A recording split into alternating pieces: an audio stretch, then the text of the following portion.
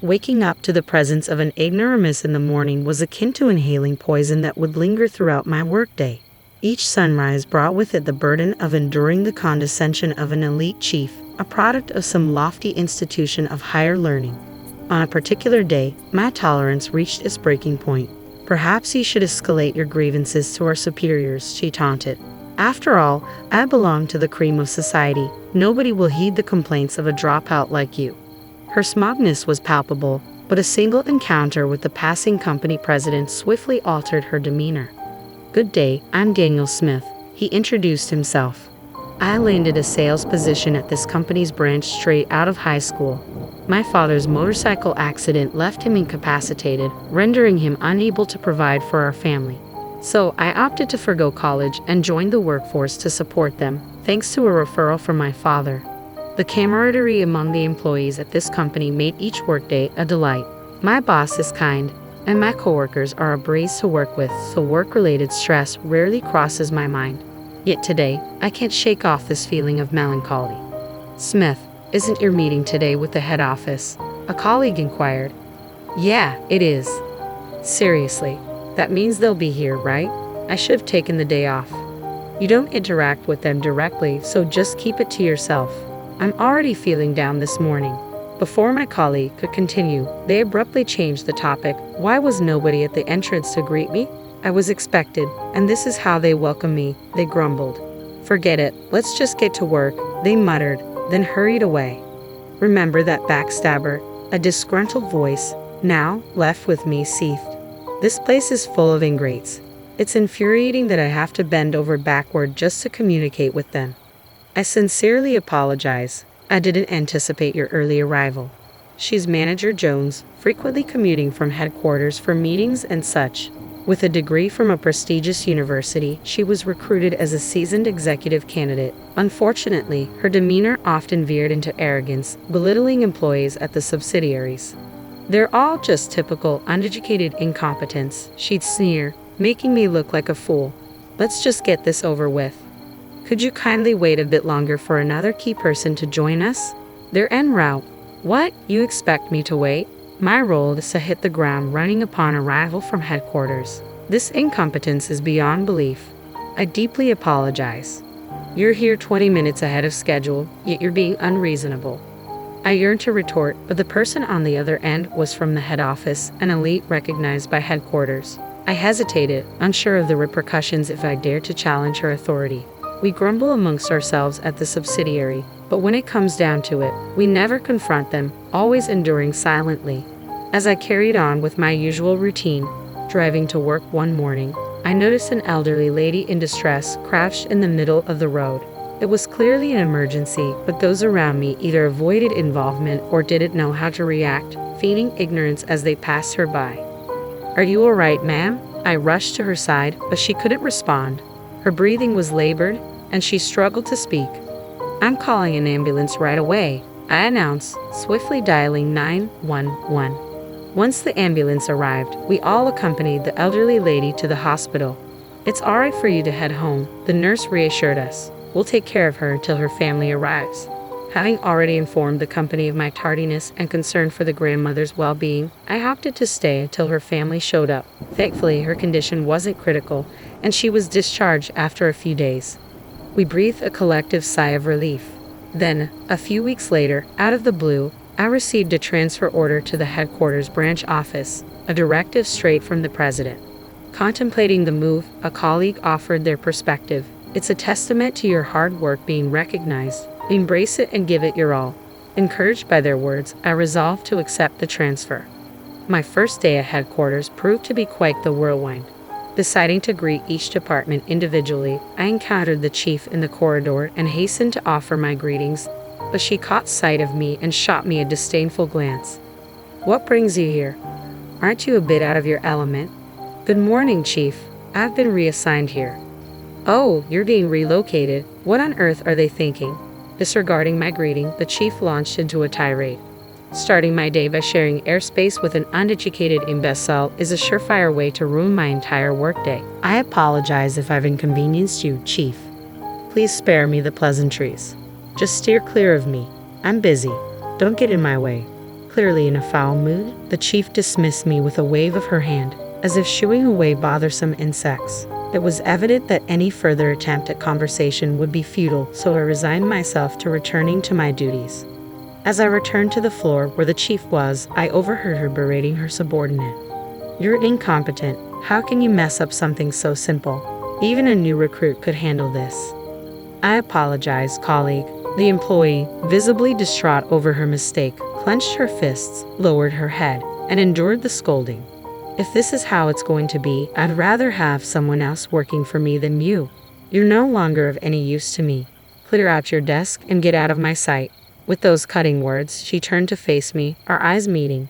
Already discontented, her expression soared further as she glared at me. "Didn't I tell you to stay away from me this morning? Please, Chief, hear me out. I have something to discuss with you today." "Enough. Everyone here is arrogant. I don't have time for incompetent fools like you." With those words, the chief stormed out of the room, slamming the door with all her might. Concerned, I approached the employee who had just faced the chief's wrath, wincing at the resounding crash of the door. "Is this typical of the chief's behavior?" I inquired. According to the employee, it wasn't just typical, it was a daily occurrence. "She's always disrespecting me," he lamented. Worried that the chief might overhear, he hushed me, cautioning, "Shh, she might hear you." Aware of the potential consequences if the chief caught wind of his complaints, I did my best to soothe his frustration. "I've endured this for too long," he confided, shuffling to his desk and retrieving a white envelope from a drawer. "Please don't tell me that's a resignation letter," I implored. "Unfortunately, that's exactly what it was," he confirmed, something he'd been contemplating for some time. "At my previous workplace, every day was serene and fulfilling. But ever since the chief arrived, it's turned into a nightmare," he lamented, tracing the surface of his desk with a heavy sigh. The clutter of documents and notes bespoke his dedication to his job, despite the upheaval. "I understand your frustration. It's disheartening to see your hard work undermined by just one person, the chief," I sympathize. "You've poured your heart into this job, longer than she's been here, and you've excelled." But his frustration hung palpably in the air, with no outlet in sight. "The chief might say otherwise, but there are surely colleagues who trust and rely on you. Stay a bit longer for their sake. I'll help shoulder the burden. You're not the one who should walk away," I encouraged.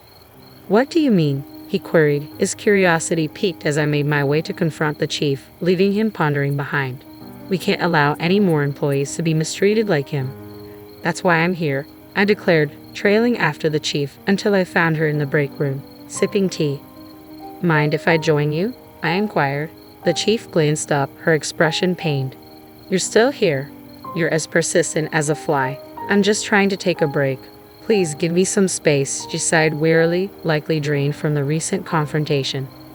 Summoning my courage, I addressed her firmly. "Chief, I'll be conducting a thorough investigation into your treatment of our employees. Depending on the findings, appropriate actions will be taken." My direct statement caught the chief off guard. "What are you implying? Are you trying to play the hero to shield incompetence?" "No, that's not my intention. Why don't you go run to your superiors with this? I'm an elite, you know. I have the backing of those above. Nobody will pay heed to a dropout like you from the subsidiary," she retorted dismissively, waving her hand as if to brush off the matter. Suddenly, a man emerged from the other side. "Smith, there you are. How's everything going?" It was the president. "I'm doing my best, thanks to your support." "Ah, hello, Mr. President. What a pleasant surprise to see you here. What happened to the grumpy chief from earlier? She's putting on a facade of excellence for those higher up the chain. I'm glad to hear you're thriving.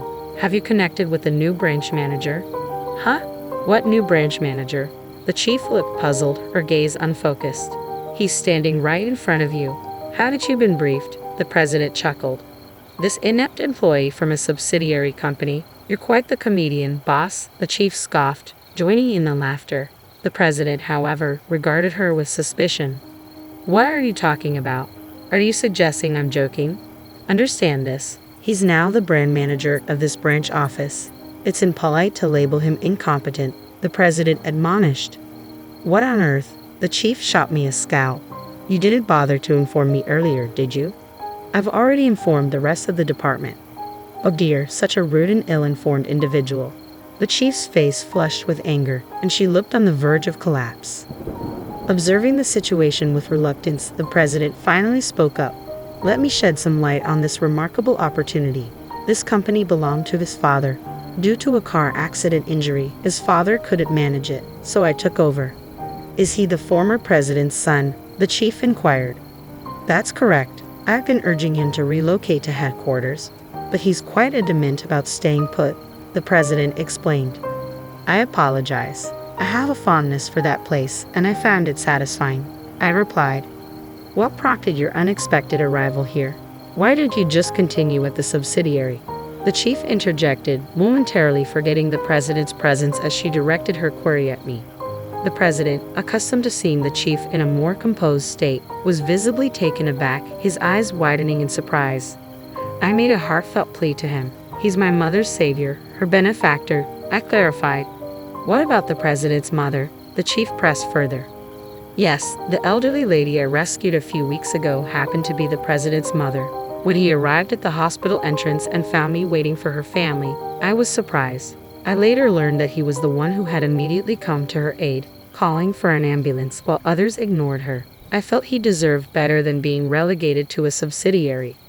So, you personally appointed him as branch manager, the president confirmed. That's correct, he nodded.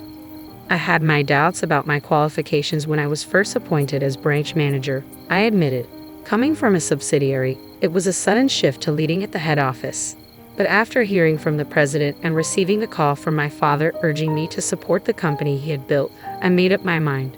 That's precisely why I've appointed him as branch manager. Moving forward, I expect you to show him the respect he deserves and heed his directives, the president admonished the chief sternly before exiting the room. That's the explanation, chief, I reiterated as I faced her once more. You've been mistreating not only your subordinates but also those under your direct supervision. I understand the frustration and pain of being belittled simply because of lacking formal education. No. The chief collapsed into her chair, tears streaming down her face as her pride took a severe blow. It was no small shock for her to suddenly find herself outranked by someone she had long looked down upon for their perceived lack of education. She even threatened to have me dismissed. With that, my ordeal came to an end. The following day, a comprehensive investigation into the chief's conduct was conducted. Numerous employees and subordinates came forward with accounts of her egregious behavior. As a result, disciplinary action was taken. Upon receiving the news, the chief left the company without a word, her spirits seemingly drained. The chief appeared visibly distraught. Considering her high self-esteem, it was understandable. By the way, are you certain you want me to replace the chief? I inquired. I have full confidence in you, the president affirmed. With the chief dismissed, he appointed the individual who had previously endured her wrath. This employee had a long tenure with the company and showed unwavering dedication to their work. Naturally, I had thoroughly vetted his past performance, knowing he had first-hand experience of the frustrations and mistreatment under former Chief Jones.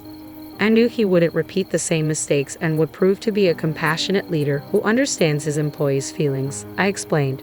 As for myself, I endeavored to approach my role from the perspective of the employees, not solely as a branch manager. Drawing from my positive experiences with a subsidiary I had previously worked with, I conducted regular interviews with staff, seeking their input. I also organized training sessions for employees in leadership roles, striving to foster a more supportive environment.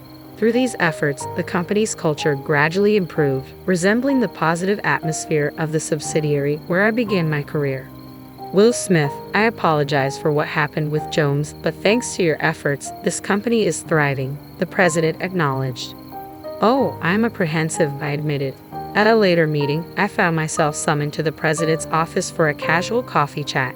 He wanted to discuss the recent developments in the workplace. I'm not getting any younger, eventually. I envision Will stepping into my role, the president shared. With all respect, Mr. President, I don't see myself as presidential material, I responded. Why not?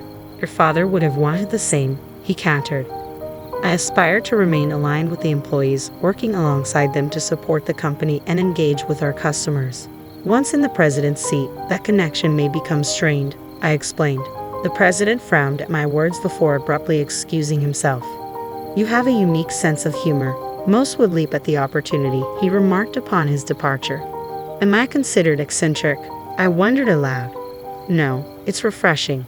It's exactly the kind of mindset we need in a smith, he assured, giving my shoulder a firm tap. You have a meeting coming up, don't you? Get back to work. My family's leaving my niece with us. They think we should be happy about it. At the door are my husband's parents and his sister, with her 2-year-old daughter. They've been asking us to look after her since they got divorced half a year ago. Instead of easing off, they're insisting we take her, even though we're not in a position to raise someone else's child. But things are about to take a surprising turn with this little girl. I'm Kelly Allen, and I'm 27. I married John, who's 29 and was running a restaurant when we got married 3 years ago. We hoped to have kids, but it didn't happen. Luckily, Jan has been really kind to us, making our lives busy but fun. I've hardly seen John's family since we got married because he's not close to them. The gap between them got bigger when he opened his restaurant. His parents worked at a big family restaurant chain, and they wanted him to join too. But John had his own dreams. I want to make dishes that everyone will love, John explained. But instead of understanding him, his sister treated him like he was attacking their family's restaurant chain. Are you saying our food isn't good enough? John must have found it frustrating that she wouldn't listen. After endless arguments, John gave up trying to convince them. I'd rather keep my distance from Mom and Dad. Okay, I'll stay out of it too, I told him, and we enjoyed our peaceful days together. But everything changed when Jan divorced and moved back in with their parents 6 months ago. One weekday during lunch rush, Jan burst into the restaurant. I'm here again. It's so quiet in here, she loudly announced, bringing her mother and her 2-year-old niece. They sat down without hesitation. You're back. Remember to keep it down, John reminded her. Always complaining. Anyway, I'll have the usual and make it quick. Jane never pays when she visits, and we were getting tired of it. I signaled to John that I'd handle it and stepped in front of Jan. There are other customers waiting, so if you're dining here, you'll need to pay like everyone else.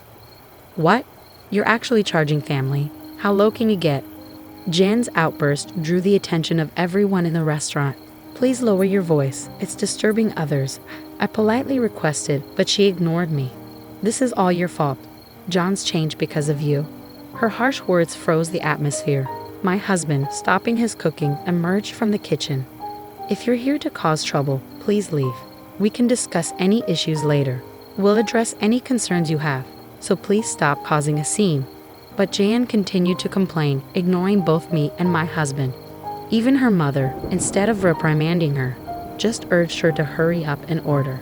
Seeing that we couldn't defuse the situation, we served them lunch. They left without paying, acting as if it was normal. But it didn't end there. Jan became even more demanding. You're looking after Riker today too. Every day, she declared, dropping off her daughter at our shop. But we're working.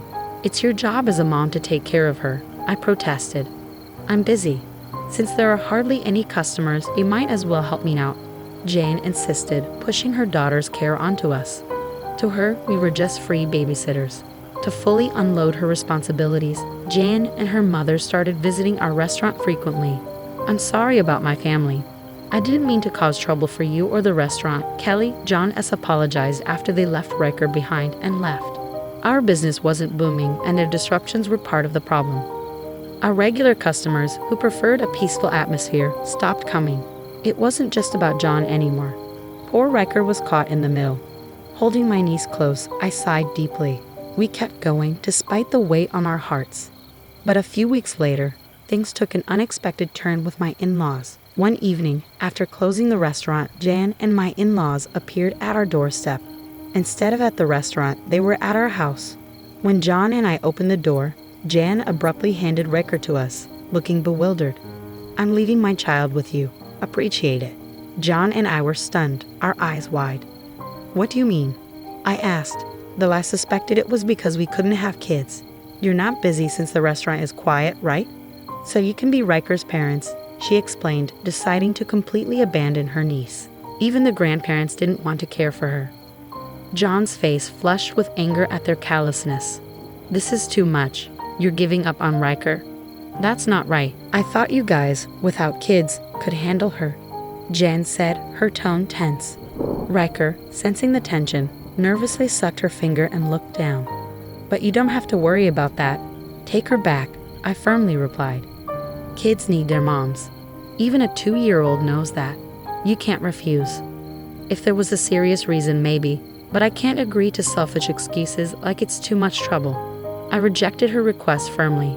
We're busy with work, and honestly, I don't find a child with my ex-husband's blood cute at all. I said, shocked at my own words. That's something a parent should never say, especially not in front of Ricker. It's unacceptable. My in-laws sided with her, sharing her views. Jane and her parents would only make this poor child suffer, they said. Realizing this, I held Riker close, feeling a strong sense of duty. I have to make this child happy. So are you really okay with Riker being our child? I asked Jane firmly. She smirked. Of course, and I'll sell you all her baby stuff and toys. I don't need them anymore, so you better buy everything, she said, her parents smirking behind her. Not only were they avoiding their responsibilities, but they also wanted to make money from us. They were beyond redemption, but if it meant cutting ties with them, it was a win for us. When I talked to John about it, he agreed. Yes, we'll buy everything you're selling, but in return, stay away from us, I told them firmly. Jane stepped closer, asserting, don't act so superior. You're just a daughter-in-law. I was going to sell them anyway. Just be prepared for a big bill. After using us to their advantage, Jan and her parents left in a hurry. True to her word, Jan sent a box of Riker's used toys and clothes, along with a hefty bill of $30,000. With the restaurant struggling and our finances stretched thin, I couldn't afford such extravagance for Riker. But I still had some savings from before I got married. No, this is too expensive. It shouldn't cost that much, I muttered nervously. Despite my concerns about depleting our savings, using items Riker was familiar with might provide her with comfort, right? As I anxiously waited for a response, as I watched my husband in silent contemplation, he finally agreed with me. You're right. Rhea would be happier with us than in her old home. Thank you, honey. Let's take care of this child together. And so, we ended up raising Rhea as our own daughter, alongside managing the restaurant. Without the in-laws around, our stress lessened, and both my husband and I cherished Rhea deeply. She was so sweet, and I felt inspired to do anything for her. But our lives weren't just about adding a new family member. What a busy day it's been.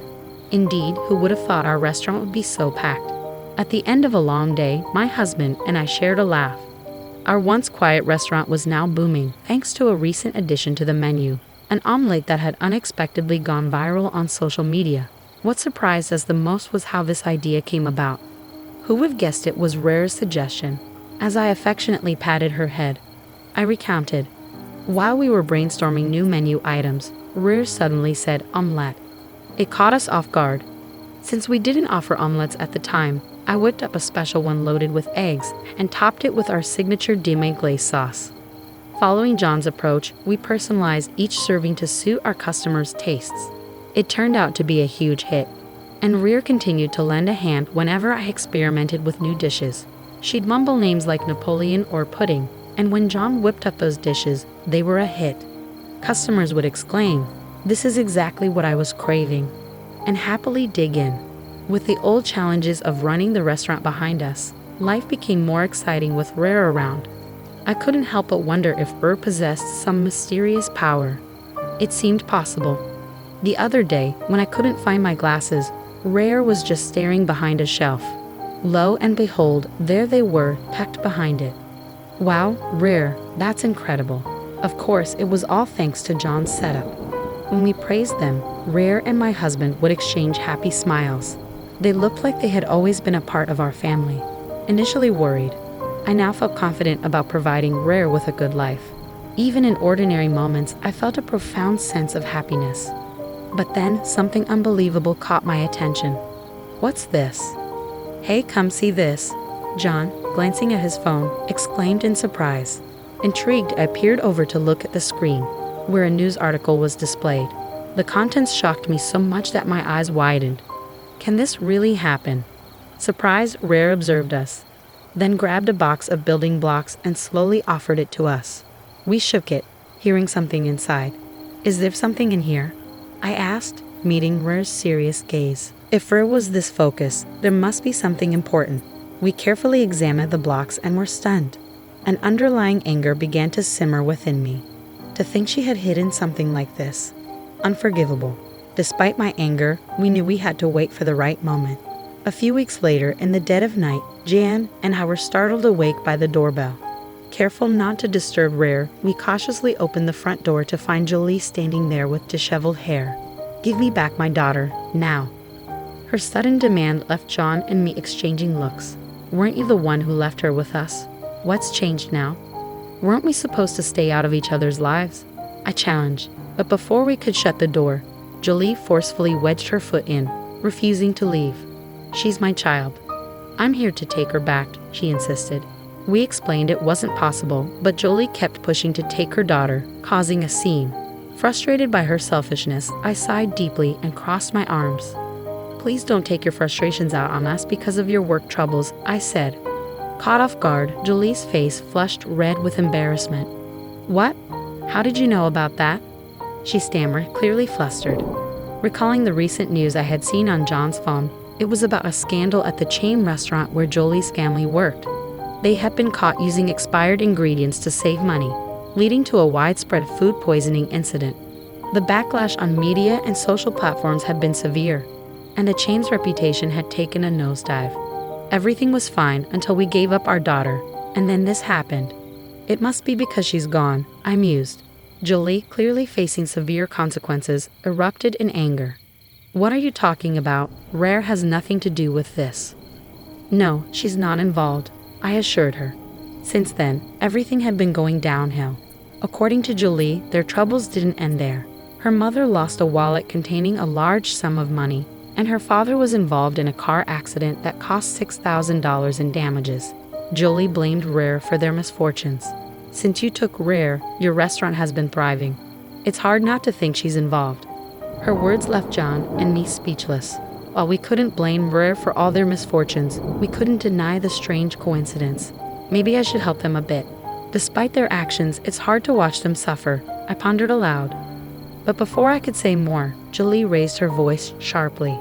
"With that child, we would be secure, and all this misfortune would come your way instead." Her words extinguished any sympathy I had. "We will never give Rare back to you. It's only been a few months, but we've grown to love her as if she were our own. We can't hand her over to someone who only wants her back for their own gain," I declared, glaring at Jolie with a firm expression. "Don't speak to my wife like that. Your greed is apparent. I care for Rare far more than you ever did. I won't let her go, no matter what." "Please, leave," John added, his tone resolute. I couldn't forgive Jolie for treating her own daughter like a commodity, something to exploit. Our restaurant's success was due to John's meticulous attention to detail, seasoning and presenting each dish according to our customers' preferences. He had utilized hints from Rare to cater to individual tastes, offering rich flavors, light options, or a touch of spice. His creative plating, including edible flowers for Instagram-worthy dishes and generous portions for hearty appetites, had become a hit. While Rare had contributed to our success, it was John's dedication that truly made a difference. "She's not a cash cow to be returned," I retorted with disdain. Jolie's face twisted with resentment as Jan looked at her with pity. "No matter how much you protest, my decision won't change." "I don't want to see you again," Jan stated firmly. With calm resolve, I handed Jolie a flash drive that she hadn't noticed before. "Our misfortunes aren't because of Rare, but a consequence of actions like yours, right?" Jolie's face paled as she recognized the drive. "That's the one my parents and I have been searching for." "How did you get it?" "It came out of the toys," I replied calmly. "It might actually be worth what you paid for it," I remarked. The flash drive had been inside the box Rare handed to us, and considering her mysterious abilities, I believed there was a reason she had handled it. To our surprise, the drive contained data from a secret ledger, revealing receipts from suppliers and evidence of inflated charges. Rare's parents, former executives at the company, had been embezzling funds by overcharging for ingredients and pocketing the excess. The calculation showed embezzled funds totaling about $2 million. Rare had sensed something was wrong and hid the drive, along with some blocks. "I can't believe we missed it even after searching the house," Jolie muttered in disbelief. She snatched the flash drive from my hand, looking relieved. "I've already informed your company," she declared confidently. But as the reality of her actions sank in, she began to tremble. "No, if they find out about the embezzlement, our lives are over," she confessed, her bravado crumbling. Begging for forgiveness, she pleaded with us to help cover up her crimes. But her past actions couldn't be erased. My husband, firm in his resolve, advised against forgiveness. "There's nothing more we can do but face reality," he muttered. As Jolie dialed the phone with trembling hands, tears streaking her face, I listened to her conversation with my in-laws. It was a bitter reckoning for them all. They screamed in shock and then asked to speak with me. As soon as I took the phone, my in-laws pleaded, "Please, you have to do something. We're begging you." I listened in silence, but after a moment, I took a deep breath. "You must face the consequences of your own actions. Goodbye." With that, I ended the call and returned the smartphone to Jolie. "Think about it carefully. If you truly want to raise Rare, I'll consider it. Is that what you really want? I doubt we'll ever see eye to eye, no matter how much we talk. Please leave. Your presence is unwelcome. If you don't, I'll have to involve the authorities." Jolie flinched and backed away, so I firmly shut the door without mercy. Peeking from the second-floor window, I watched as she walked away, her figure fading into the distance. That was the end of our connection. Later on, my in-laws and Jolie were dismissed from the company for their embezzlement. They were sued and eventually arrested. After serving their sentences, they would have to repay the $2 million they stole. Even after their release, they would endure the consequences for a long time. It's true what they say, you reap what you sow. Meanwhile, we officially adopted Rare as our daughter. Jen and I continued to manage our restaurant and witnessed Rare's growth. Our business thrived, and while the extent of Rare's abilities remained unknown, one thing was certain. Jen and I loved Rare more than anyone else. After all, she was our precious daughter. My name is Maria Dolphin, and I'm about to turn 27. I've been married for 5 years and have a 4-year-old son named Martin. At first, I worked full-time, but now I work part-time at the same company. My husband is 30 years old, 3 years older than me. Kevin Carlton, who I married, seemed sweet when we were dating, but things changed after marriage. He became more controlling. Kevin has a 20-year-old sister named Jane Dalton, and he spoils her a lot, maybe because of their big age gap. Before we got married, I didn't really mind how close Jane and Kevin were. But after tying the knot, I started noticing some changes. Jane frequently drops by our place, and I end up scrambling to cater to her every whim because Kevin always caves into her demands. She shows up unannounced, morning or night, without bringing any gifts or even a thank you.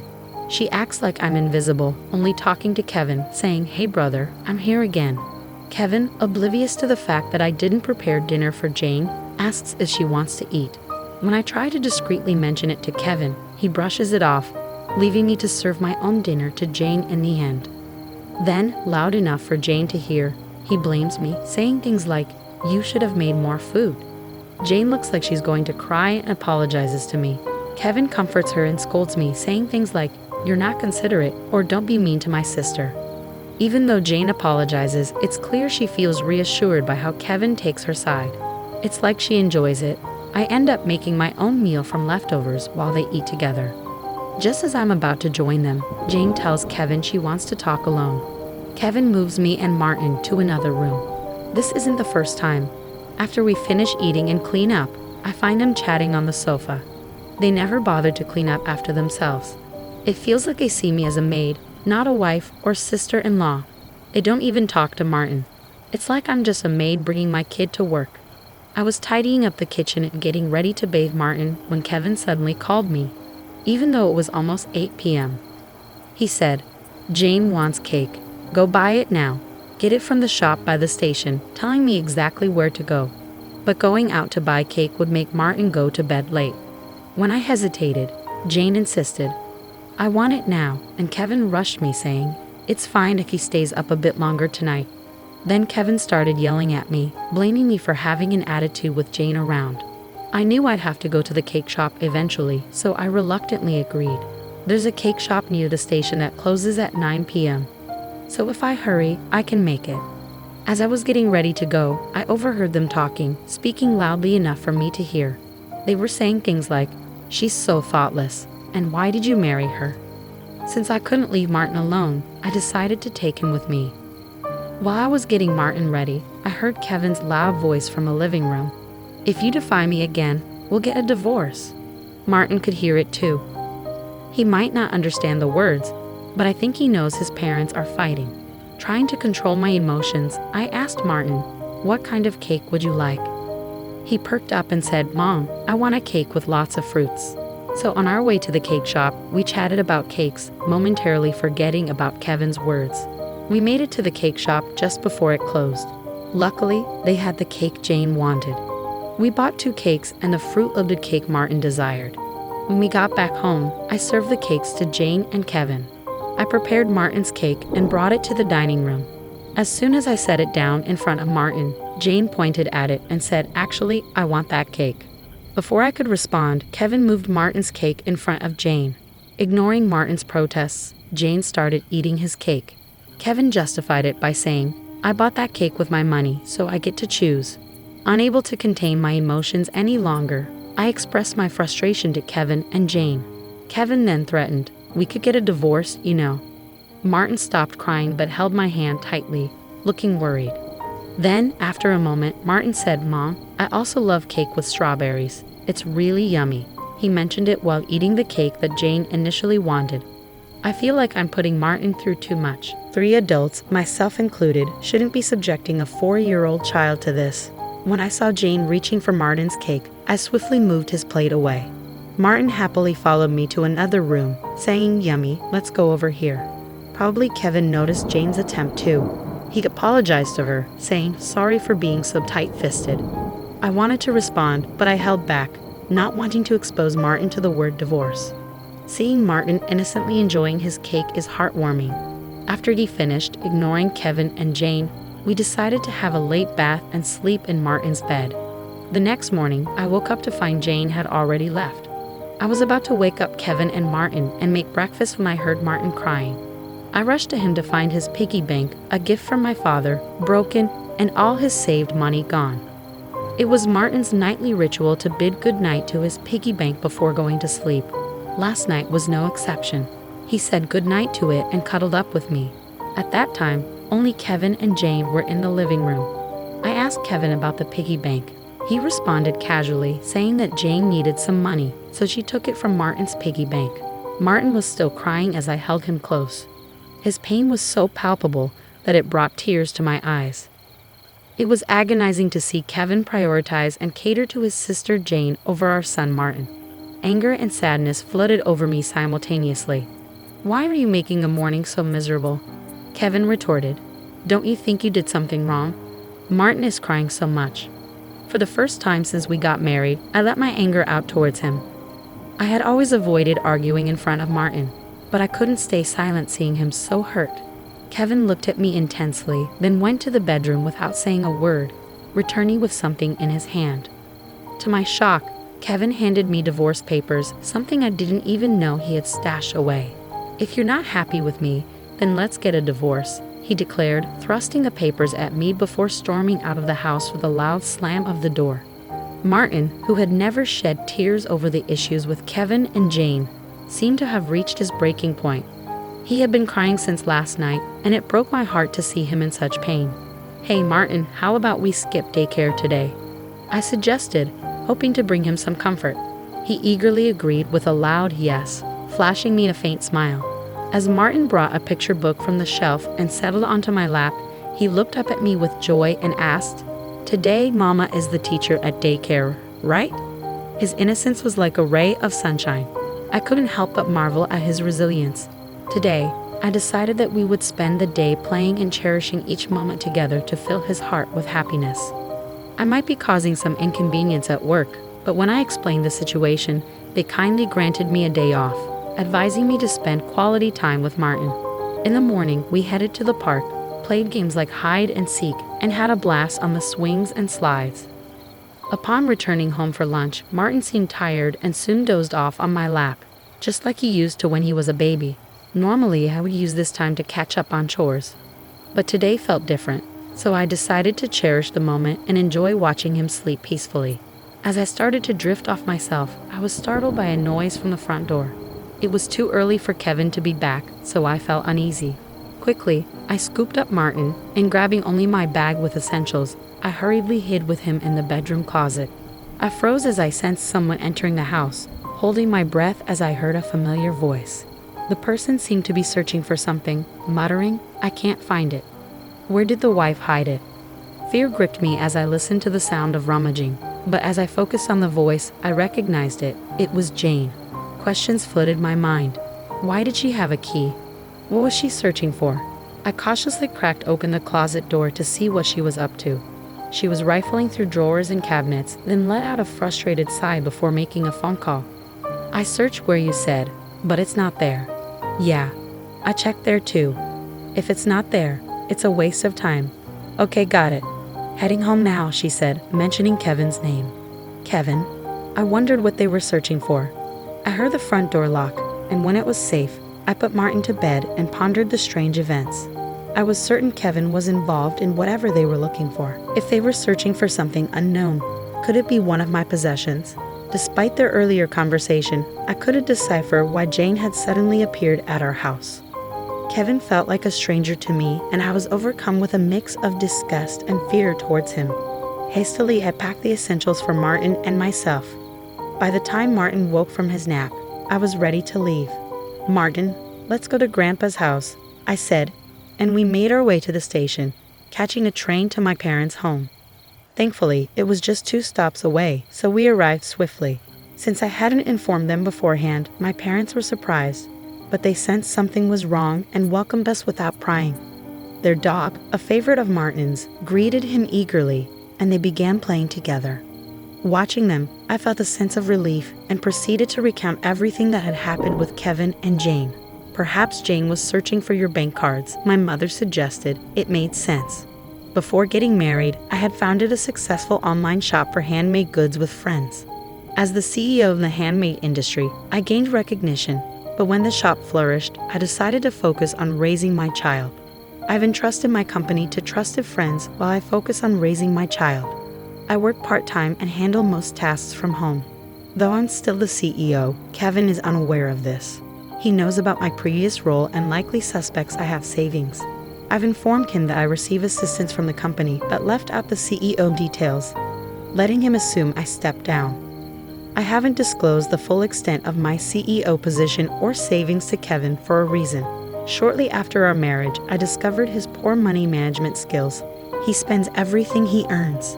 He allocates only $200 monthly for food expenses and suggested I quit my job to be a full-time housewife, an idea I never agreed to given the financial strain of such a small allowance. After some persuasion, he reluctantly agreed to let me work part-time at my current company. To ensure I wouldn't consider divorce, he even had me sign a post-marital property waiver with a lawyer. Since Martin's birth, I've been allotted only $200 for food expenses. Consequently, I've been using my savings to cover Martin's nursery fees and clothing expenses. I've refrained from asking Kevin for money beyond the food budget, leading him to assume I have substantial savings. Jane appears to be in dire need of money, and with Kevin's belief in my savings, they may be searching for my cash cards. It all makes sense now. I maintain a separate savings account dedicated to slowly accumulating funds for Martin's future. A portion of my salary is automatically deposited into this account each month. Given their financial circumstances, it's highly likely they are seeking my cash cards. No matter how hard Jane or Kevin search, they won't find my valuables because I always keep them close, including my cash cards. However, there's still an unresolved issue. Jane might be entering our house even when we're not there, possibly with Kevin's knowledge. Following my father's advice, I decided to store my valuables in my parents' safe. Why are they so desperate for money? As I pondered this question, Martin tearfully approached my father, explaining that his piggy bank had been broken, and he couldn't keep his promise to save up. My father's face flushed with anger upon hearing Martin's story. "I'll call Kevin and talk to him," my mother suggested, while chiding my father. "Let's find out their motives." She reasoned that since Kevin had mentioned divorce, he might try to blame us and make the divorce more favorable for himself. Therefore, it's essential to calmly uncover their motives now to prevent them from escaping with excuses later on. I decided to secretly record their conversation to uncover their motives. My parents suggested consulting a lawyer who was a longtime family friend. Once back home, I started cooking dinner as usual when Kevin returned. I discreetly began recording on my phone, keeping the screen face down to avoid detection. To my surprise, Kevin immediately asked me where I kept my cash cards. When I questioned his sudden interest, he provided vague answers, attempting to deceive me. Remaining silent, I watched as Kevin's demeanor shifted to one of numbness and sadness. "Give me all your part-time earnings for my sister," he demanded, but I refused, explaining that the money was for Martin's savings. This enraged Kevin, who then angrily pushed divorce papers toward me from his bag. "You're relying on my money, so don't defy me," he retorted, dismissing the importance of saving for Martin. His words implied a greater value placed on Jane over Martin, leaving me stunned and disheartened. Upon hearing Kevin's words, I halted my meal preparations, calmly placed the divorce papers into the bag I had prepared earlier, and grasped Martin's hand, leading him to the door. Kevin's voice boomed behind us, declaring, "I'm serious about the divorce. Don't ever return."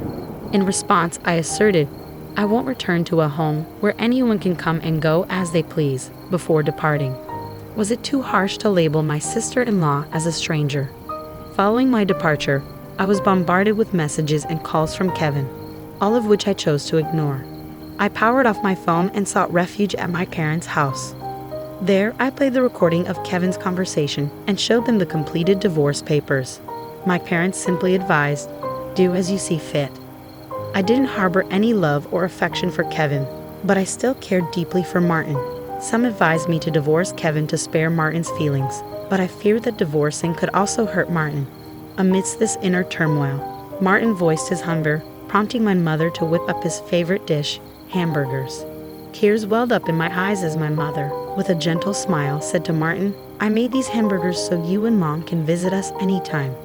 After taking a bite, Martin beamed and exclaimed, "Grandma's hamburgers are the best. I want them every day," his joyful words tugging on heartstrings.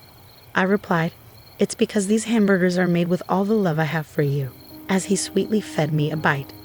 Overwhelmed by his kindness, tears streamed down my cheeks uncontrollably. I tried to suppress them, but they kept flowing. My father reassured Martin, who was alarmed by my tears, saying, "Mommy is crying because she's so happy you gave her this hamburger. These are tears of joy, not sadness," he explained tenderly. Martin, in his innocence, remarked, "This hamburger is so yummy. If Jane were here, she'd love it too." Hearing this, I couldn't hold back my tears, and I embraced him tightly, while my father's eyes filled with emotion. Turning to Martin, I said, "Being with family is a blessing, isn't it?" He looked puzzled and asked, "Didn't Dad say only Jane is family? Is my family just Mom, Grandpa, and Grandma?" My father responded gently, "Yes, that's right," then asked Martin, "Would you like to stay here with us as family?" Martin chuckled and replied, "Of course. We're family," bringing smiles to everyone's faces. When was the last time we had such a natural meal? When did we last enjoy a meal filled with endless laughter and conversation? Despite contemplating divorce, the happiness of this meal persuaded me to finally part ways with Kevin. I planned to break the news to Martin, though the thought weighed heavily on my heart. Surprisingly, Martin seemed to understand and embrace the idea of divorce, expressing, "We'll still be a family." He happily cuddled our pet dog, affectionately referring to him as his little brother, despite the dog being older. With resolve, I began preparations for the divorce. Firstly, I promptly contacted a lawyer who was a friend of my father, arranging to meet the following day. That night, Martin slept with my father and the dog, their faint laughter bringing me comfort as I lay in bed with my mother, reminiscing about my childhood. The next morning, upon checking my smartphone, I found over 200 missed calls and messages from Kevin, reflecting his emotional turmoil. Just the sight of it drained me, prompting me to switch off my phone once more.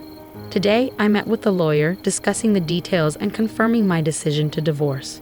We finalized the paperwork, and the lawyer will meet with Kevin tomorrow to proceed. After some time, the lawyer visited my parents' house to discuss the situation.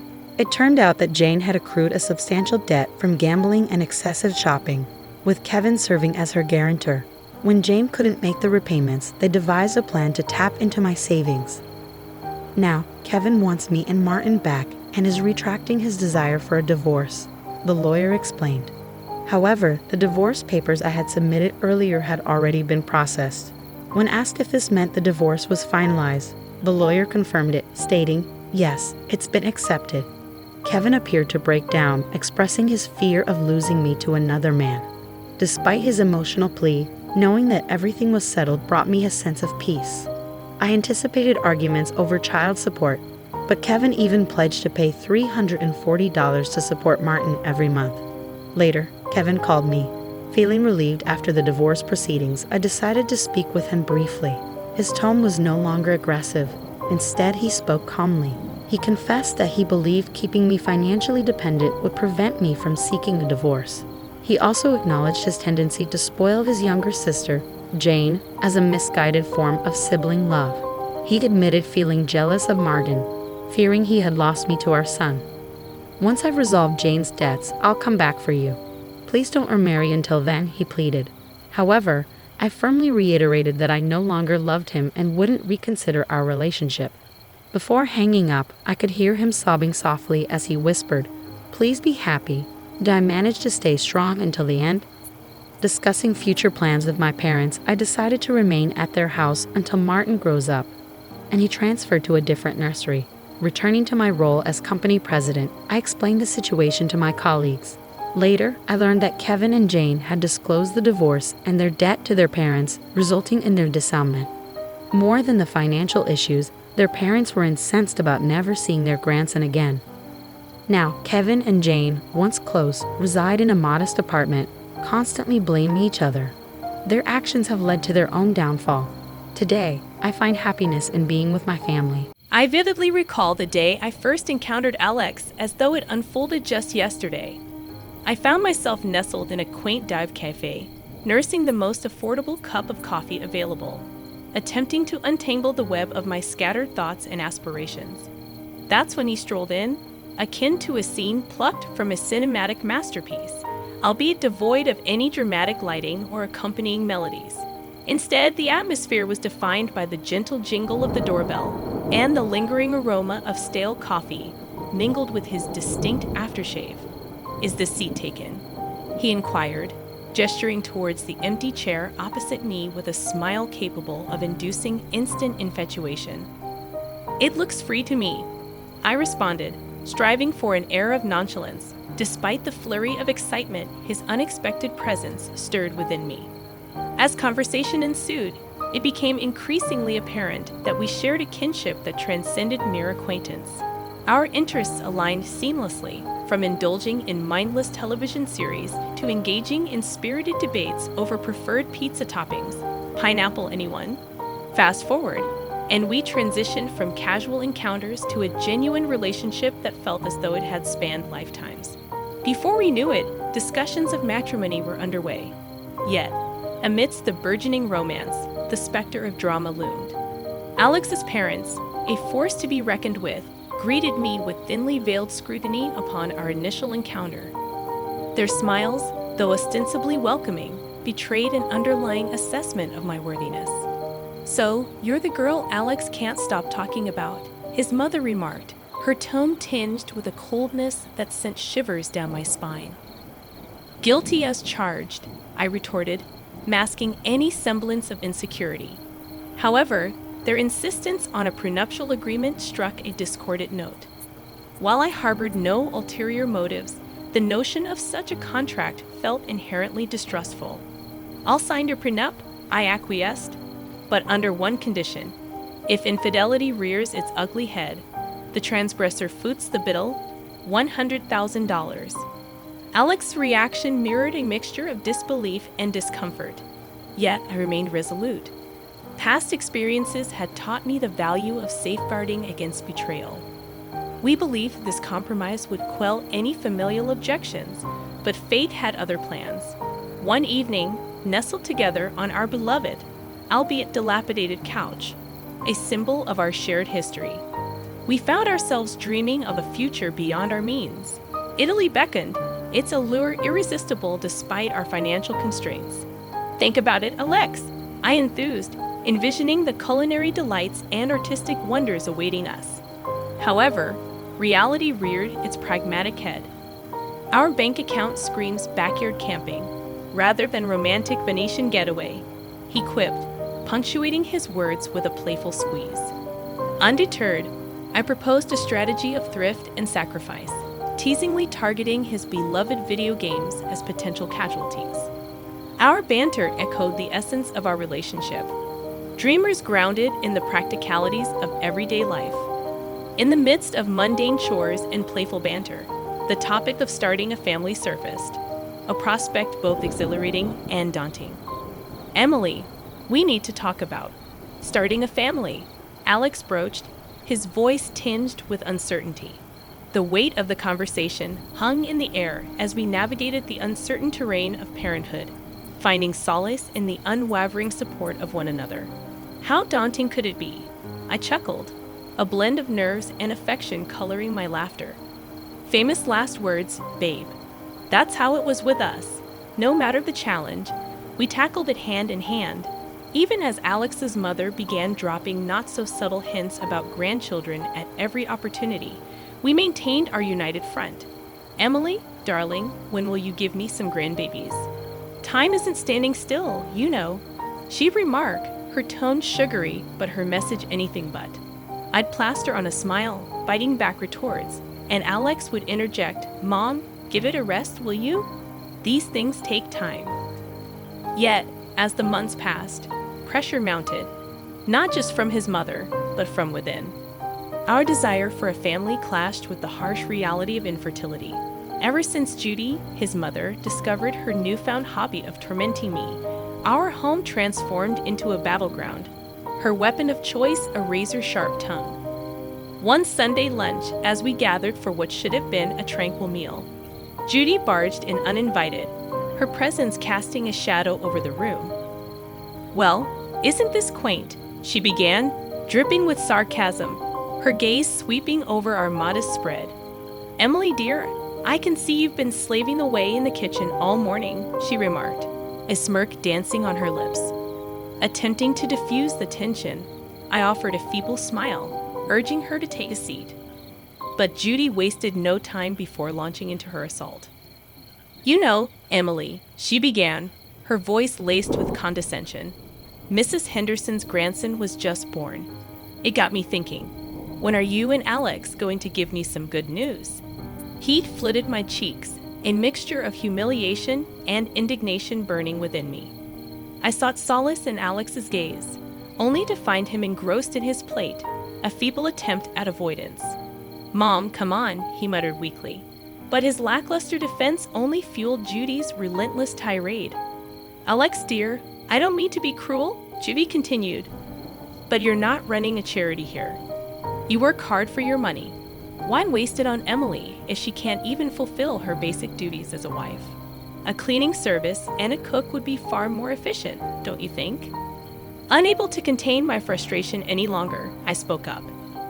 Judy, I am trying my best here.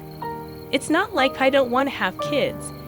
And as for the house and my cooking, well, I didn't realize marriage was a service contract. But my words fell on deaf ears. Judy remained steadfast in her judgment, her criticisms cutting deeper with each passing day. She scrutinized every corner of our home, disparaging my appearance and undermining my role as a wife. With each visit, her comments grew sharper, her disapproval more pronounced. Is that what you're wearing? She'd sneer. A wife should dress to please her husband. No wonder Alex is always exhausted. He has to come home to this. I attempted to defend myself, to reason with her, but it was futile. Judy had made up her mind, and nothing could sway her perception. And in that moment, the realization dawned upon me. I was fighting this battle alone. No matter what I said or did, Alex's stance, or lack thereof, remained the most painful blow. Each night, after Judy's departure, we'd engage in heated arguments. Why won't you stand up for me, Alex? She's walking all over us, and you're just letting her, I'd plead. Emily, she's old, set in her ways. He'd respond. What do you want me to do? Kick my own mom out? But it was clear this was more than just about Judy's disapproval.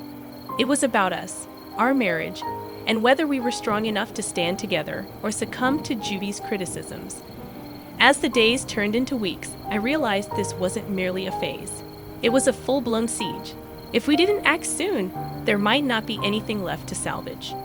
The strain extended beyond the home front. Alex himself began behaving oddly. It wasn't the typical stress from work. It was something deeper, something that twisted my stomach into knots. It began with the phone calls. Alex, who had always been transparent, suddenly started stepping out of the room every time he received a call, always from the same caller ID, John from work. One evening, trying to keep my voice casual, I asked, "Who's John from work?" Alex flinched, a telltale sign of unease. "Oh, just a new guy at the office. Lots of questions, you know," he replied, but his evasiveness only fueled my suspicions. Then there was his sudden interest in his appearance.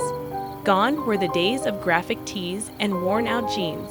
Now it was all crisp shirts, slacks, and cologne. "Since when did you care about smelling like a department store?" I teased.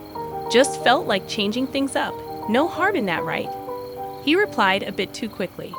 The late nights at work became a regular occurrence. "Another long one, babe." He'd text, promising he wouldn't be late, but the clock would tick well past midnight before I heard his keys in the door. Try as I might, I couldn't shake the feeling that something was off. That's when I made the decision to hire a private detective.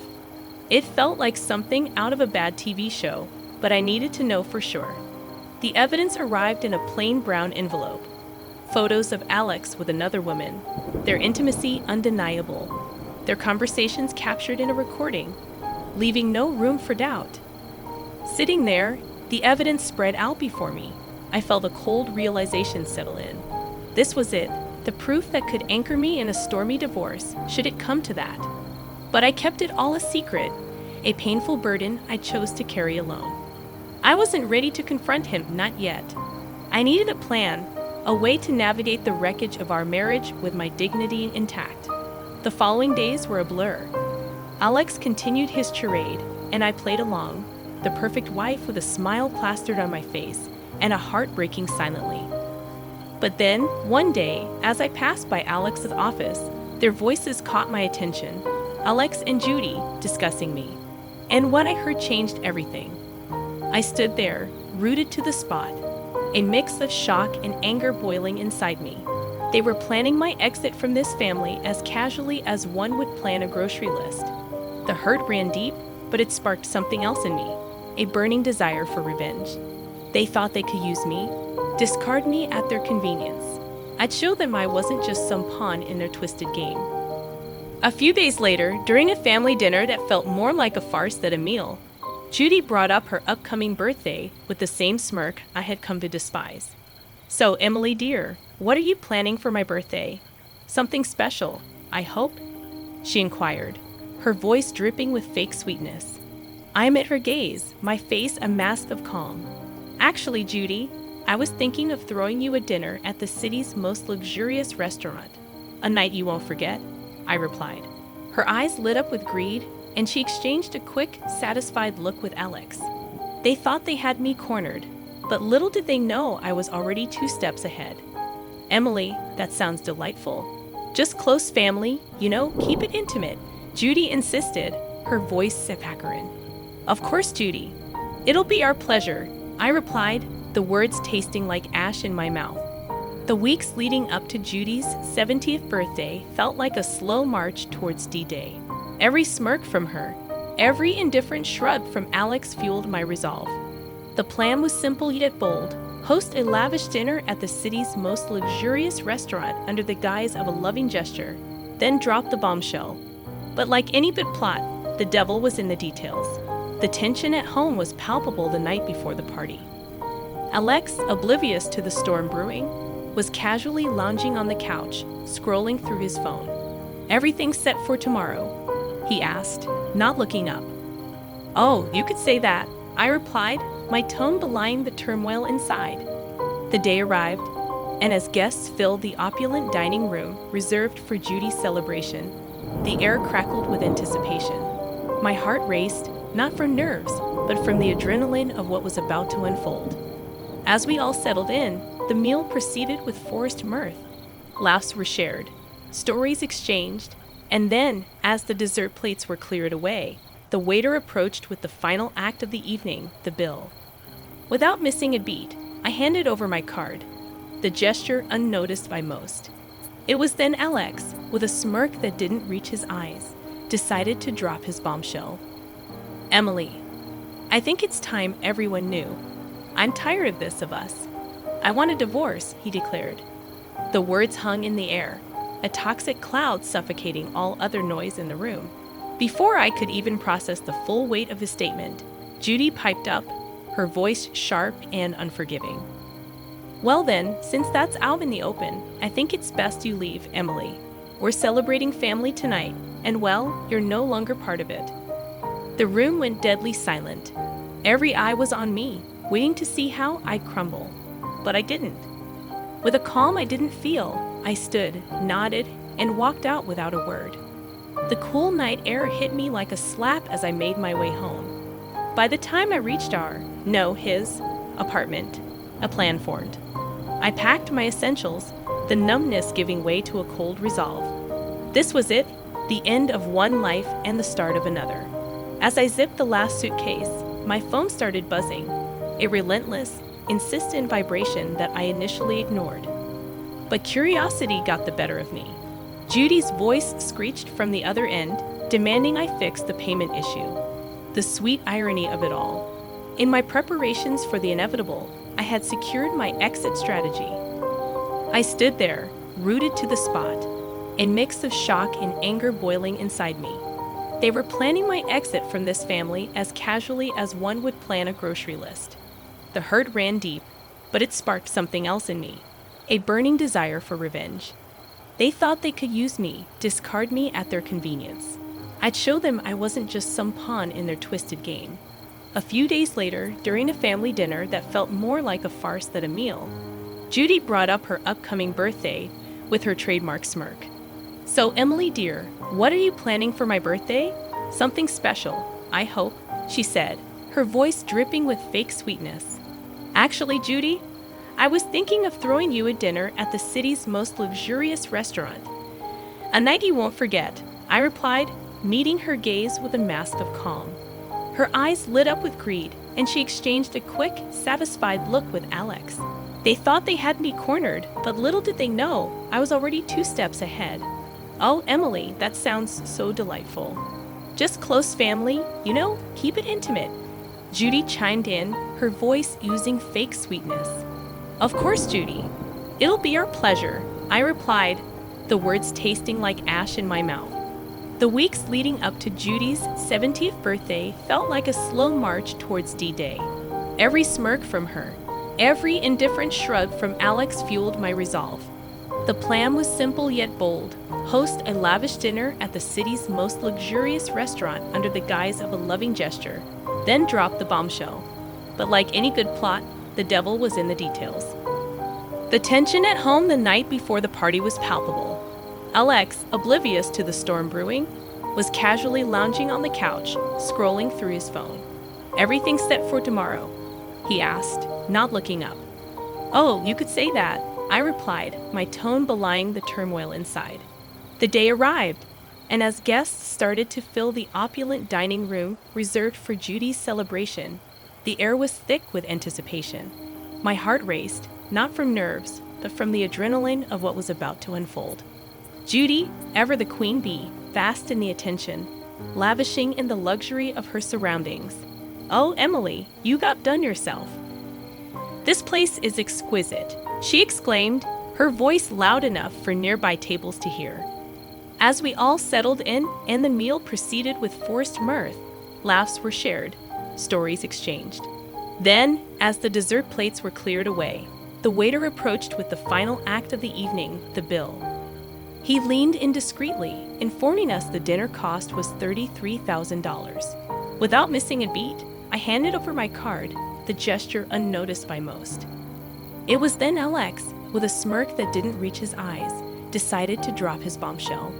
Emily, I think it's time everyone knew. I'm tired of this of us. I want a divorce, he announced, his words hanging in the air like a toxic cloud. Judy wasted no time in adding her poison. Well, since that's out in the open, I think it's best you leave, Emily. We're celebrating family tonight, and well, you're no longer part of it. The room went deadly silent. every eye on me, waiting to see how I'd crumble. But I didn't. With a calm I didn't feel, I stood, nodded, and walked out without a word. The cool night air hit me like a slap as I made my way home. The finality of everything that had happened washed over me in waves. By the time I reached what used to be our shared home for the last time, a plan had formed. As I stepped through the door, the air crackled with tension, thick enough to cut with a knife. Alex and Judy were there, looking like they'd been arguing. "You've got some nerve showing up here after last night." Alex spat out, his face a mix of anger and disbelief.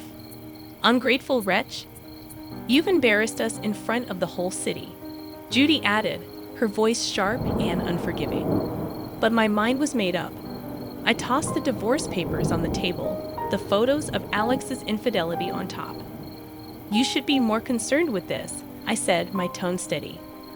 The color drained from Alex's face as he picked up the photos, his mother peering over his shoulder. Their outrage turned to shock, then to panic as they realized the extent of what I had. "And let's not forget the prenup, shall we?" I continued, my voice cold, final. "You cheat, you pay. $100,000 to be exact." Judy's face twisted into a snarl. "You wouldn't dare. You can't do this to us." "Oh, but I can, and I will," I replied, my tone unwavering. The begging turned to pleading, their words a desperate scramble to salvage what they could. But my mind was made up. In the end, Alex had no choice but to borrow the money from his parents to pay me. As I left that house for the last time, check in hand, I felt the weight lift off my shoulders. After everything, I used the payout from Alex to put a down payment on a small but cozy place of my own. Life's quieter now, and I like it that way. Every once in a while, the grapevine tosses a juicy bit my way about Alex and Judy. But these days, it's just another piece of someone else's story. Life's simpler, quieter, and infinitely sweeter on this side of chaos. Do you really think a company would hire the child of a poor single mother like you? My goal was to work at the same bank where my father worked, but during my final interview, the notorious demon instructor said this to me. It was clear he looked down on me for coming from a single mother household and had no intention of hiring me. I struggled to keep my composure as the interview worsened. Reaching my limit, I took out my phone and called my father. You see, my father is actually the president of the bank. My name is Emma Miller. I'm a 23-year-old college senior searching for a job. My parents divorced last year, making my mom a single mother. They both wanted to live their own lives, so I naturally stayed with my mom. Despite the divorce, my future plans were heavily influenced by my father, the CEO of the largest bank in the country. I admired him and aspired to work at his bank. Tomorrow, I have my final interview. I'm not the best student, and when I shared my goal of working at the bank, my teachers and peers not only tried to dissuade me, but also ridiculed me. I thought the ordeal would end after the interview, but looking back, it was truly awful. One day during my college years, a friend named Julia asked, "Hey Emma, have you decided where you're going after graduation?" For me, there's only one choice. The bank, I replied confidently. But our conversation drew murmurs from those around us. Just as I wondered if I had said something strange, Julia spoke up again. "Emma, it's hard to say, but you should know your place." To my shock, someone I considered a friend was insulting me. As I tried to argue back, another classmate chimed in. "It's impossible for you. That bank is the largest in the country and the hardest to get into from this university. Only one person from here has been hired in the past 10 years. I knew that, of course. I hadn't told anyone that my father was the bank's CEO. If I did, people would assume I got in through nepotism, which would tarnish my father's reputation and make me feel inadequate. I hated being misunderstood and judged unfairly. "Emma, I'm saying this for your own good," Julia continued, but I cut her off. "I don't need your advice." Everyone's eyes were on me, their cold stares piercing my heart. Why do I have to hear this? I thought, as our teacher, noticing the commotion, approached. "What's going on here?" she asked. "Miller says she wants to work at North Trust Bank," the boy answered. The teacher's face tensed up. "Are you taking society for granted?" Even the teacher, who was supposed to support students, denied my dream. There was no one to stand up for me. Well, if I want to go there, what's wrong with that? I retorted, determined to defend my ambition. I objected, but the teacher continued, piling on more criticism. "You're naive," she said. "My father is an interviewer for North Trust Bank. They call him a demon interviewer," she added with a smug look. The teacher's surname was Anderson, a 29-year-old woman. If I encountered an interviewer with the same surname at North Trust Bank, it would likely be her father, a demon interviewer indeed. "Yes, that's right," she continued. "My father doesn't like new talent. He says it's good enough if he interviews 100 people and hires 2. "Is that at the Sun Plaza branch?" I asked, curious about the connection. "Yes," she replied, "and you're from a single mother household, right?" I wondered why she would ask that, but answered honestly, "Yes." Then the teacher showed a sinister smile. At that time, I had no way of knowing the reason for her smile. The argument ended with the bell signaling the start of class. From that moment on, the way people looked at me grew colder. My friends, starting with Julia, whom I thought was a close friend, and my classmates who attended classes with me, distanced themselves. It was as if they didn't want to associate with a fool. Their reactions worsened with each exam I passed. The North Trust Bank hiring process had 4 stages. A written test in the first stage, followed by 2 interviews with people from the head office for the second and third stages. The fourth and final stage was an interview with the hiring manager for the desired work area and the head office hiring manager. In other words, the highest-ranking hiring manager. I wanted to work at the Sun Plaza branch and had managed to pass the third stage. "How did you pass the third stage?" they asked, now surprised and anxious about my progress. Most of them had failed their desired company's second stage interviews. It had been 3 months since the job hunting season began, and in my class alone, there were no confirmed hires. The atmosphere was filled with panic, envy, and jealousy. I could be the first one to get a job offer. Those who had been so arrogant now ostracized me even more due to their pride. However, I got used to that life at university and decided to focus solely on myself. My motivation was to get an offer from North Trust Bank. My mind was set on that goal. One day, after class, Teacher Anderson started attacking me in front of everyone. "All right, everyone, listen up," she shouted to the students preparing to leave. Everyone turned around, curious about what was happening. "Emma Miller has cleared the 3rd round of North Trust Bank's exams," she announced. The atmosphere around us suddenly became heavy, but with her next statement, everyone seemed to catch their breath. "But it seems she'll fail the 4th round." "Huh? What do you mean?" I muttered involuntarily. Seeing my reaction, the teacher twisted her face into a sneer. "The interviewer for the 4th round has been decided. It's my father, the demon instructor Anderson." The surroundings erupted in surprise and cheers. "Serves you right. Know your place. Good." The classroom filled with voices condemning me in unison. I couldn't believe it. Everyone I thought were my friends had turned their backs on me during this job hunting process, even though I had done nothing wrong. Despite that, those around me harassed me and hurled abusive language at me. At first, I thought it might be a way for them to relieve the stress of job hunting. But it was different. I realized the situation around me was rooted in jealousy. They were envious of me for challenging something they wouldn't dare to. There's no way I could lose to someone like her who isn't even good at studying. There's no way someone like her could get into North Trust Bank. If she can make it, then so can I. If Miller is going, I should have tried as well. But that place is difficult. It's the most challenging. It's impossible. So why is Miller trying without hesitation? It's wrong. She's trying for a place that even I can't get into. I can't forgive that. It's strange. The reality became apparent as job hunting progressed. Among those who passed, those who failed, and various others, no one here had much hope. I was being attacked because of jealousy.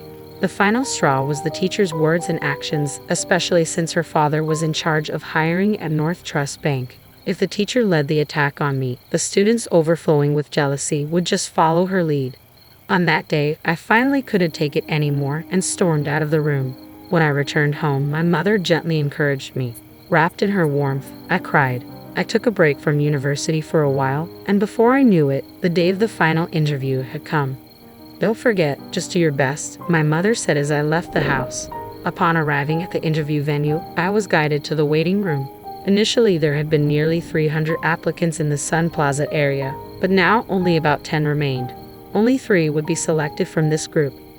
Just as I was about to close my eyes to concentrate, my name was called. Please come in. Hello, thank you. I greeted as my final interview began. There were 3 people in the room. Anderson, the teacher's father, just as she had said, a man who appeared to be the chief hiring officer, about 10 years younger than my father, and a man in his 30s, presumably in charge of keeping records, sitting at a slight distance with a computer. The interview began with typical questions from Anderson, starting with a self-introduction and my motivation for applying. I answered these questions without difficulty. Then, the complaints started suddenly.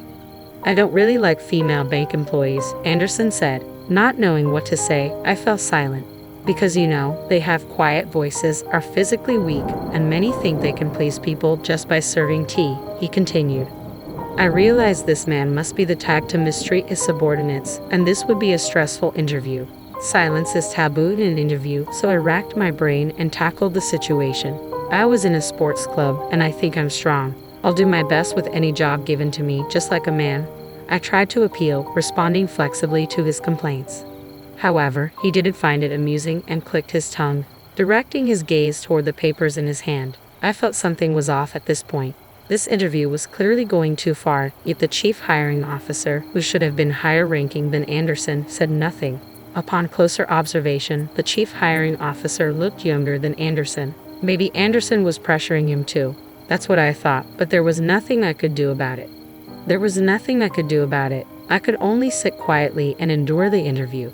After a brief silence, Anderson spoke again. It seemed he would be in charge of the entire interview. You seem to come from a single-mother household, am I wrong? He asked, probably looking at the documents I submitted from the university. They included my address and family composition. Yes, my parents divorced, and now I live with my mother, I replied. As soon as he heard my words, Anderson began to laugh, his sinister smile echoing through the room. I see you're from a single-mother household. What business does a poor person have here? He blatantly changed his attitude. As the teacher's sinister smile crossed my mind, I began to sweat. I struggled to find the correct response and began to feel anxious, but it was Anderson who started talking first. Do you think there's a company that would hire someone from a poor single-parent family like you? He mocked. Huh? Just because I'm from a single-parent family, I won't be hired. You're going to assume I'm poor. I couldn't help but raise my tone. Of course, Anderson reacted to that. It was as if he had been waiting for me to fight back. Should I take your attitude as defiance toward me, your interviewer? I was frustrated but couldn't say anything back. This was the bank my father worked at, the one I had always admired. I didn't want to lose because of this one man, but I didn't know what to say in return. Why don't you say something? Anderson further pressured me. The moment I heard those words, something inside me snapped. My consciousness fell swiftly, and I became incredibly calm to the point where I couldn't believe it myself. Understood, I said. Anderson seemed puzzled by my response. While staring at him, I stood up from the hard metal chair. Hey, what's with you suddenly standing up? He asked. Finally, another person spoke. Have you been sitting the whole time? You've finally gone mad, huh? What do you plan to do? I know about you because I've heard from my daughter, Anderson said, revealing that the teacher had shared information about me. Is this not a leak of information? I thought, but it didn't matter now. I took my phone out of my bag and suddenly started making a call. What are you doing? Making a phone call? Are you mocking this interview? Stop it now, or I'll reject you right here. Anderson threatened me, but I wasn't fazed at all. I spoke into the phone. Hello, Dad. Your father is here. What can a person from a single-parent family do, clinging to their separated father? Was that the laugh from the hiring manager? Yes, that's right. A guy named Anderson. Hey, Dad, can you come to the interview room now? Of course, he agreed. I just finished visiting a nearby branch, so I'll be there in 10 minutes. Wait for me, okay? My father said before I hung up the phone.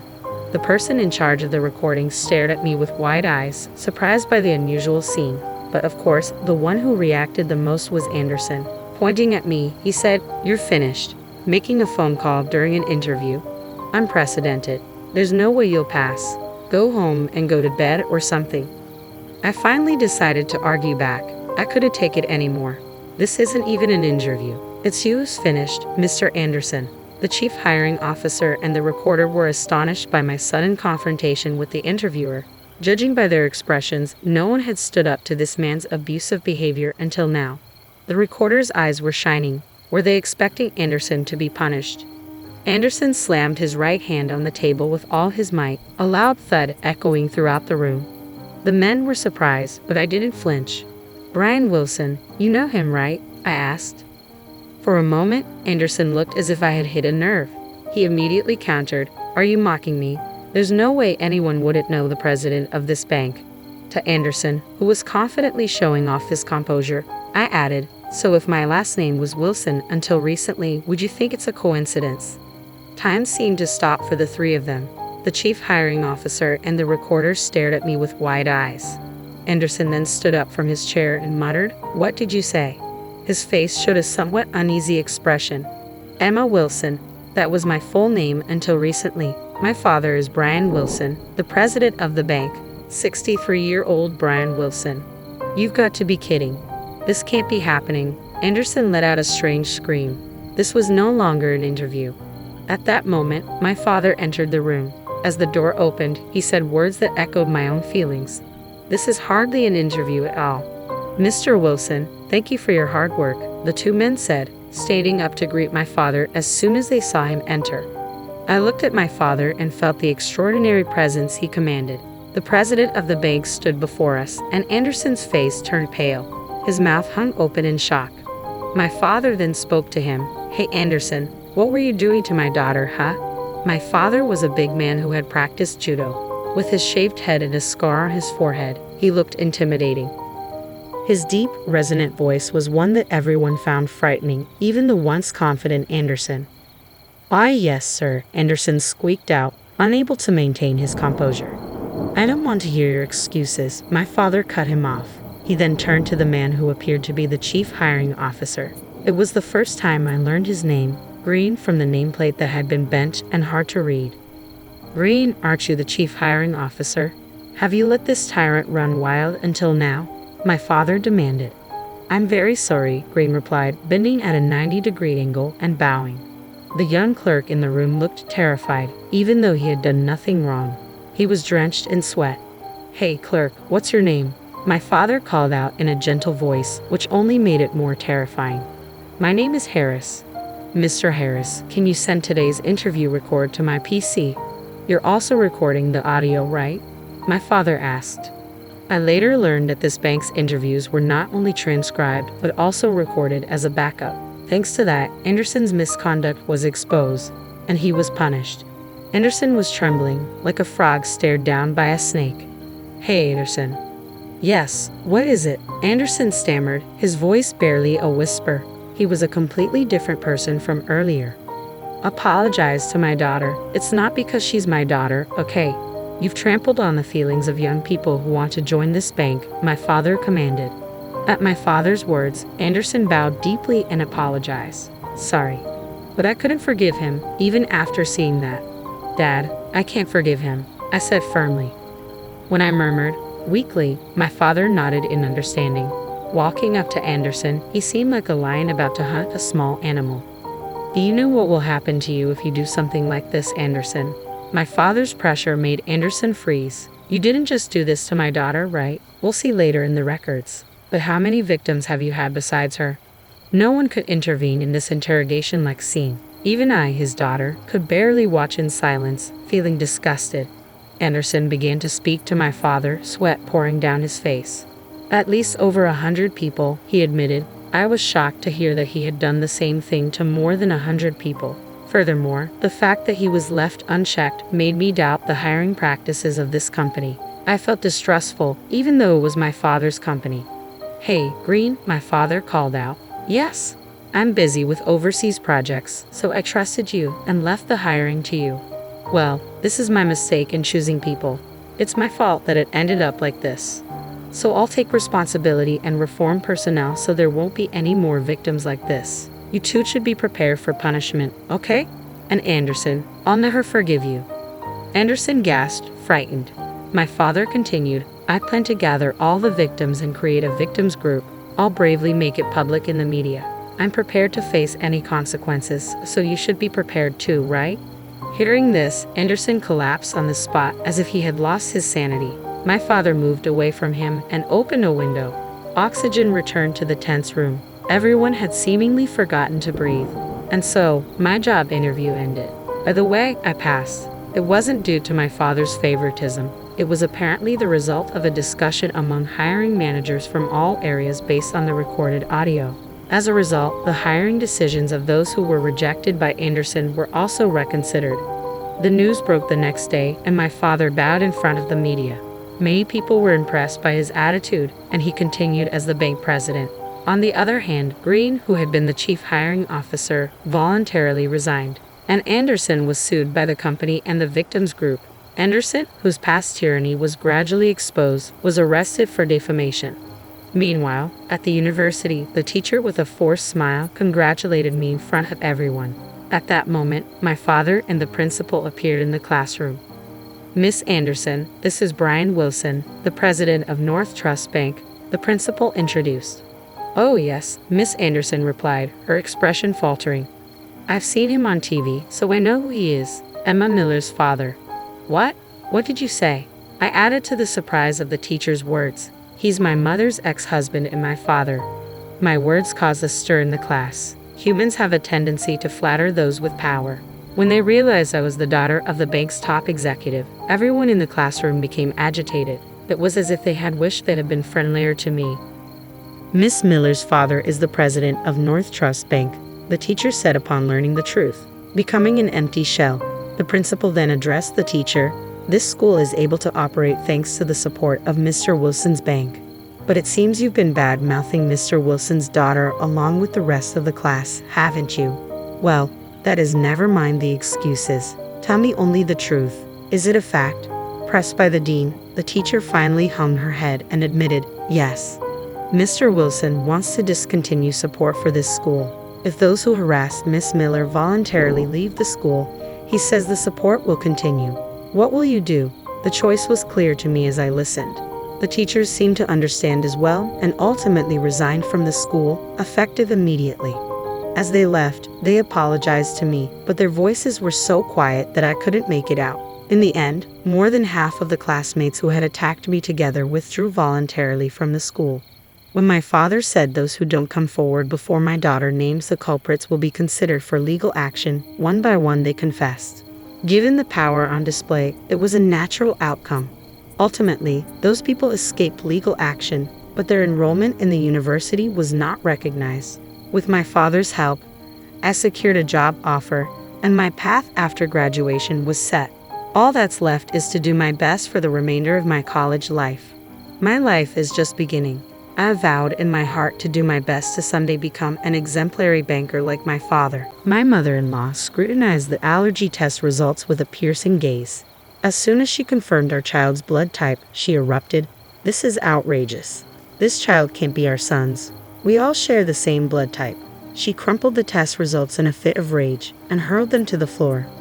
"I had my suspicions ever since you announced your pregnancy. You tricked our son into this." Calmly, I picked up the crumpled paper from the floor and examined it. Then I looked up and said, "Yes, mother-in-law, he's not your son's child. My name is Kay Forrester, 34 years old. I live with my husband, Jake, in a rented apartment in New York. Our relationship began as a workplace romance, and despite his busy schedule, Jake is a kind husband who actively helps with household chores. Even today, when I came home, Jake had washed the frying pan and dishes from breakfast. Welcome back. Try not to push yourself too hard with the overtime. You won't be able to handle it, okay?" he said. "I'm home," I replied. "Yeah, I know, but I can't just ignore it. I can't help it." While changing into my loungewear in the bedroom, I caught a whiff of a delicious aroma wafting from the kitchen. Tonight's dinner was my favorite, Jake's special fried chicken.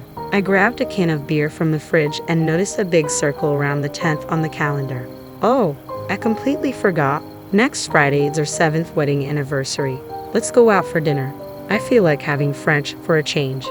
I thought you might say that. I've already made a reservation at a French restaurant in Manhattan, Jake replied. Really? Thank you. I'm so excited.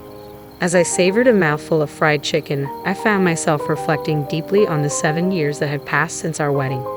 We still don't have children. I had always thought that pregnancy would naturally follow marriage, But even after 1 year, 2 years, it didn't happen.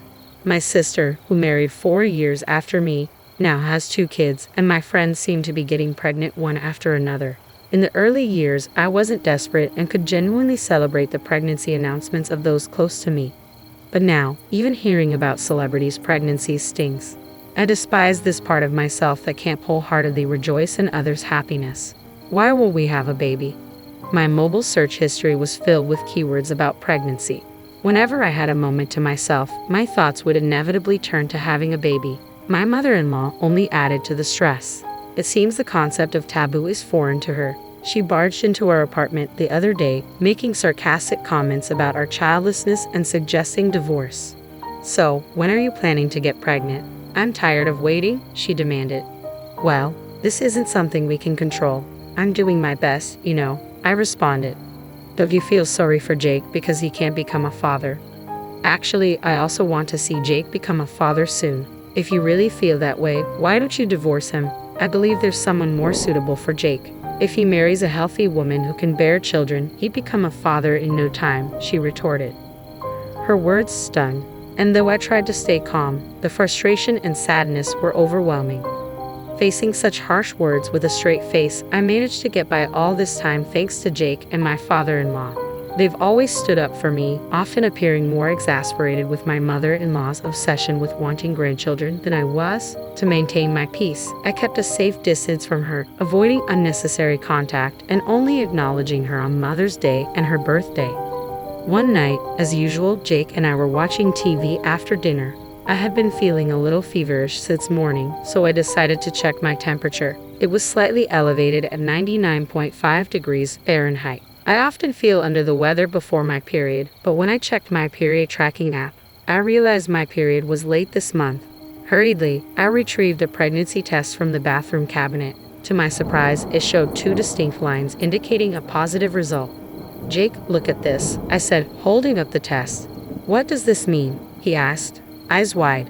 "It means I'm pregnant," I replied, smile spreading across my face. "We're finally going to have a baby." Overwhelmed with joy, I burst into tears on the spot, reflecting on how much time and money we had spent to reach this moment. After verifying the pregnancy test result multiple times, Jake hugged me tightly. "Thank you for giving up alcohol, smoking, and going to the sauna. Starting today, you're free to enjoy them again." "Nah, compared to the effort you've put in, my sacrifices are nothing. I'll hold off on the drinks until after you've safely given birth. I'm already looking forward to that celebratory drink," Jake replied with a smile. A few days later, we visited the gynecologist, where the pregnancy was confirmed. "There's a baby in my belly," I marveled, experiencing the strange yet warm feeling for the first time. I didn't care about the baby's gender. I just wished for it to be born healthy. I can still vividly recall the moment when I first felt my child's movement in my womb.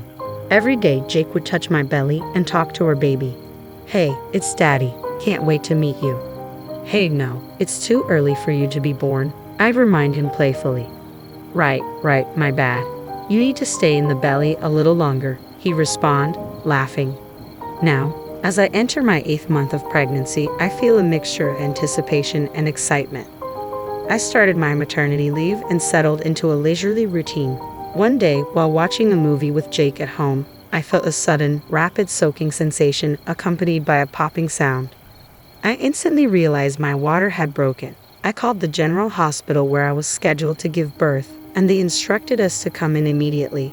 We rushed there by taxi, my excitement outweighing any nervousness. I was finally about to meet my child. Upon arriving at the hospital, labor pains began, marking the start of a long and arduous process. Hours passed without the baby descending, and I reached my physical and mental limits. My screams echoed through the hospital. "I can't do this anymore. It hurts. It hurts." 15 minutes later, our baby finally arrived. "You did well," Jake said, tears streaming down his face as he patted my head. "He's adorable, our baby." The newborn baby was so tiny and fragile that I felt I might break it if I touched it. It was the most precious sight I had ever seen. Just a moment ago, this little one was inside my belly. As I held my baby's tiny, soft finger, a tear rolled down my cheek. I was certain I could do anything for this child. Despite being born prematurely due to my water breaking early and having a low birth weight, our child grew healthily. Time flew by, and before we knew it, it was time to prepare for preschool. Hey, how about going to the shopping center next Saturday? We need to start buying stuff for preschool, I suggested. What do we need to get? Jake asked. You know, a backpack, water bottle, lunchbox, that sort of stuff, I replied. Don't they serve lunch at the preschool? He inquired. I think it depends on the place, right? Shouldn't we get an allergy test done before starting preschool? Ha! But we'll be packing lunch, right? Yes, but they provide snacks at preschool. Both of us have food allergies, don't we? We need to check if that has been passed on. You're right, it's a concern. Yeah, let's take our child for an allergy test soon. The following week, we took our child to the hospital for an allergy test. There was a section of the questionnaire asking if we wanted to check the blood type as well. Since the blood type check was free, we decided to go for it. The test results will be sent to us by email later. The world has indeed become very convenient. A few days later, when I returned from shopping, there was an envelope in our mailbox. The allergy test results had arrived. After washing my hands, I immediately opened the envelope to check the results. As expected, our child has a few food allergies. I felt a bit guilty about this, but it's okay. Jake and I have learned a lot about managing food allergies. There are many alternative and allergy-friendly foods available, and some children's allergic reactions lessen as they grow. I put the test results on the refrigerator door with a magnet so Jake could check them later. All right, I think I'll start preparing dinner, I said to myself. As I put away the groceries, the doorbell rang. Checking the footage of the front porch, I found my in-laws standing there unexpectedly. Frustrated by their unannounced visit, I opened the front door. Hello, father-in-law, mother-in-law. It's been a while. Okay, we're sorry for dropping by unannounced. I told Lisa that we should have informed you in advance, my father-in-law said. We don't need to inform anyone when visiting our own son's house. Now, please let us see our grandchild, my mother-in-law declared, barging in and spreading out the children's clothes and toys she was holding all over the living room. All high-end stuff, she noted. My mother-in-law is a brand fanatic, the complete opposite of me, as I have no interest in luxury brands. I started boiling water to make tea for my in-laws. Wait a minute, Kay, what are you doing? My mother-in-law asked. Oh, I'm just about to serve tea. Please wait a moment, I replied. I don't want to drink such cheap tea. Don't you have any other beverages? My mother-in-law said, striding confidently over to the fridge. But then she froze in front of it, her gaze fixed on the paper stuck to its surface. What's this? Oh, we thought of having an allergy test done before our child starts preschool, I explained. That's not what I meant. I'm talking about this blood type, she insisted. Ha! I followed her gaze to the blood type next to her child's name. It read type A. My mother-in-law's face turned beet red as she started yelling at me. Okay, you are the worst. Calm down, please, mother-in-law, I urged, trying to diffuse the tension. How can I stay calm? This is not our son's child. All of us are type O. With a burst of anger, my mother-in-law crumpled up the test results paper and threw it on the floor. I knew something was off when you announced your pregnancy. Okay, you cheated. I want you to divorce Jake. Of course, we'll be seeking compensation. I calmly picked up the crumpled test result paper from the floor, and then I was certain of something. Actually, mother-in-law, it's the other way around. Jake is not your son. Jake has type of blood. Upon hearing this, my mother-in-law became enraged, claiming it was impossible because both she and my father-in-law have type O blood, accusing me of lying. She insisted that their son should also have type O blood as per what she heard at the time of his birth. My mother-in-law wasn't aware that a newborn's blood type is not reliable and can change as they grow. Here's the proof, I said, seizing the moment to show her a piece of paper. It was the results of a blood test that my husband Jake had taken as part of our infertility treatment. His blood type unmistakably was A. Seeing this, my mother-in-law turned pale and silently sat down on a chair. She began to sweat coldly, obviously rattled. My usually quiet father-in-law spoke up. What does this mean, Lisa? There's a reason behind this. A reason? Are you going to make excuses? Stop messing around. This was the first time I'd seen my father-in-law explode with such anger. I quickly told my child to go into the other room. Even if they couldn't understand yet, I didn't want them hearing this messy conversation. After a few minutes of tense silence, my mother-in-law, seemingly resigned, started to tell the truth through her tears. It was a revelation that dated back 30 years. Early in their marriage, my father-in-law often embarked on long business trips abroad, a necessity of his job in a trading company. Despite the circumstances, he had no choice but to accept these assignments. Meanwhile, my mother-in-law, feeling isolated after moving away from her hometown and lacking nearby friends, found solace in an affair born of loneliness. Shockingly, that other man was a junior colleague my father-in-law held in high regard. It was a revelation that shattered the illusion of our family's history. Jake, unwittingly at the center of it all, was the child born from the affair between my mother-in-law and her lover. How would Jake react to this bombshell? My worry for him consumed me. Yet to my surprise, Jake seemed oddly unfazed by the news. He never verbalized it, but his calm demeanor suggested he may have known the truth all along, perhaps from the subtle clues that hinted at his non-biological connection to his parents. Since the day the shocking truth was revealed, I haven't crossed paths with my mother-in-law at all. There was one email from her, but I deleted it without a second thought. Later, my father-in-law, understandably outraged by the decades-long deception, presented divorce papers to my mother-in-law. It was a necessary step. With her history of infidelity, my mother-in-law had no grounds to refuse, and the divorce was finalized smoothly. My mother-in-law, who had lived a life of luxury as a stay-at-home wife, fully dependent on my father-in-law, now seems to be grappling with the reality of making ends meet. I wonder if she's considering finding employment. I ponder if there's a place where she can start working.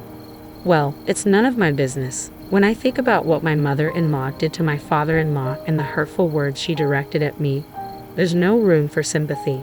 On the bright side, the relationship between my father-in-law and my husband Jake is still strong.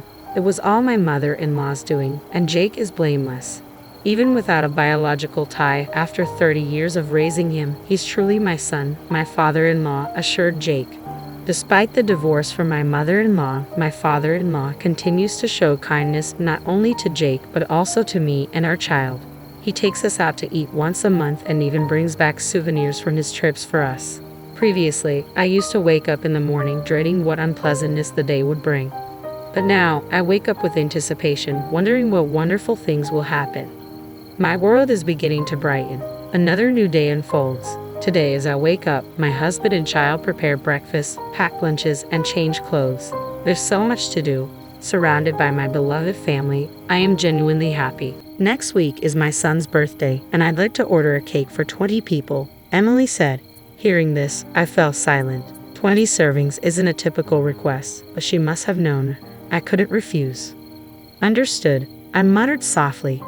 Emily smirked unpleasantly, but I was determined to have the last laugh.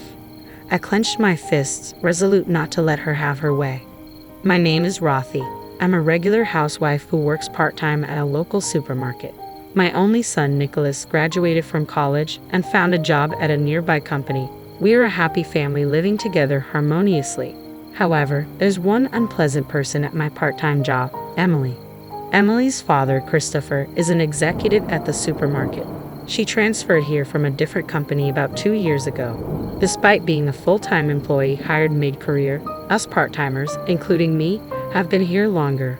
From the beginning, Emily has been arrogant, ignoring advice and guidance. Both the staff and part-timers are at their wits' end. About a year ago, a part-timer named Rachel confronted her. Emily, even if your dad's an executive, you're just an employee here. We part-timers are your seniors. You should speak respectfully and listen to our advice. I thought Rachel was amazing for saying what no one else would. However, soon after, Rachel was transferred to a location too far for her to commute, forcing her to resign. Everyone thought it was Emily's doing, but nobody dared to say it out loud. Since then, no one has opposed her. The supermarket where I've worked for a long time is more than just a job. It's a cherished place where I belong. I often hang out with my part-time colleagues, and apart from Emily, we have good relationships. Then one day, as I continued to work, hoping for these happy days to last, something happened. Mom, I'm thinking of getting married, Nicholas announced. My husband Dylan and I were overjoyed. Truth be told, I always wanted a daughter to go shopping with, have tea with, and share a mother-daughter relationship. But after Nicholas, we weren't blessed with more children, so that dream remained unfulfilled. I hoped that by getting along with Nicholas's wife, I could build such a relationship. What's she like? I eagerly asked. Nicholas seemed happy. She's a very kind girl. Her parents seem well established, like she comes from a good family. I'm still a bit worried if I'm good enough for her. That's wonderful. I'm excited to meet her, I replied. Her name is Emily, Nicholas continued. He often talked about her, saying Emily this and Emily that. She apparently attends cooking classes and is good at cooking. She seems to like sweets too. Hearing Nicholas talk about her made me happy. A week after Nicholas's news on the weekend, she was coming over to meet us. She arranged it to match my day off. Not being as skilled in cooking to impress someone who excels at it, I ordered pizza and prepared a cake for that day. Dylan and I waited at home for Nicholas to bring her over. Then the long-awaited doorbell rang. She's here, I announced, feeling a mix of excitement and apprehension. I rushed from the living room to the front door. We're back. Emily, this is Mom, Nicholas said. As I turned to the woman beside him, I froze in shock. Nice to meet you, I'm Emily. Hi, Emily. Right before me stood Emily, the very source of my troubles at my part-time supermarket job. You know my mom? Nicholas asked. I had no idea Nicholas's mom was you. Emily seemed equally surprised. Come in for now, please, I said, still shaken, inviting them inside. Leaving me at the entrance, Nicholas led Emily to the living room. Hearing them talk with Dylan, I took a deep breath to calm myself. They had met at university. Emily is 2 years older than Nicholas. They were introduced by an acquaintance and reconnected about a year ago, eventually starting to date. I was surprised to learn your part-time job was at my workplace. You said you were in administration, so I thought you worked at a law office near the supermarket, Nicholas said, laughing nonchalantly, unaware of where his girlfriend worked. Indeed, Emily had graduated from law school and used to work at a law firm. Nicholas must have assumed she continued working at a law office and never asked explicitly. We chatted around the pizza, the conversation mingling with the unexpected reality of our new connection. I could only force a smile, unable to accept the reality and wishing it was just a dream. I'm truly surprised to think you're Rothy's son. I've been under your mom's care at work, Emily said, feigning innocence as if she treated us part-timers as anything but slaves. That's not true. I'm sure everyone's grateful for someone like you. Mom always says she enjoys her job and that there are nice people at the supermarket, Nicholas said. That's nice to hear, I replied, though I never intended to include Emily in that group of good people. Naturally, I couldn't say such a thing, so I stood up. I'll go prepare the dessert. Emily, would you like coffee or tea? I wanted to be alone, my heart racing. I needed to calm down quickly. I'll help, Emily, she said suddenly, standing up, an unusual gesture from her considering our part-time job. It's okay, you're a guest. Please sit down, I insisted, but Emily walked to the kitchen. Dylan and Nicholas watched with smiles, so I sighed quietly. However, Emily didn't miss a beat. It's really surprising to think you'll be my mother-in-law. Yes, that's right. It will be easier to get along. Looking forward to it. What did she mean by that? I had a bad feeling about those words, but I tried to keep her. Her smile was a sneer, always displaying contempt towards me at work. Just so you know, don't say anything unnecessary to Nicholas. Her words wiped the smile from my face. Emily knew. She knew she was disliked by us part-timers simply because I happened to be Nicholas's mom. She must have been planning to do whatever she wanted, using Christopher and Nicholas as shields. I turned pale, frightened by her, fearing she would destroy our happy days. Emily eventually left the kitchen without helping. That must have been her purpose for coming here. What about the preparation? Nicholas's voice interrupted.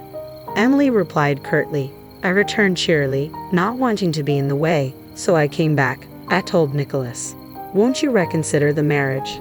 But my words would undoubtedly make my son dislike me. Don't interfere with Nicholas's marriage, even Dylan scolded me.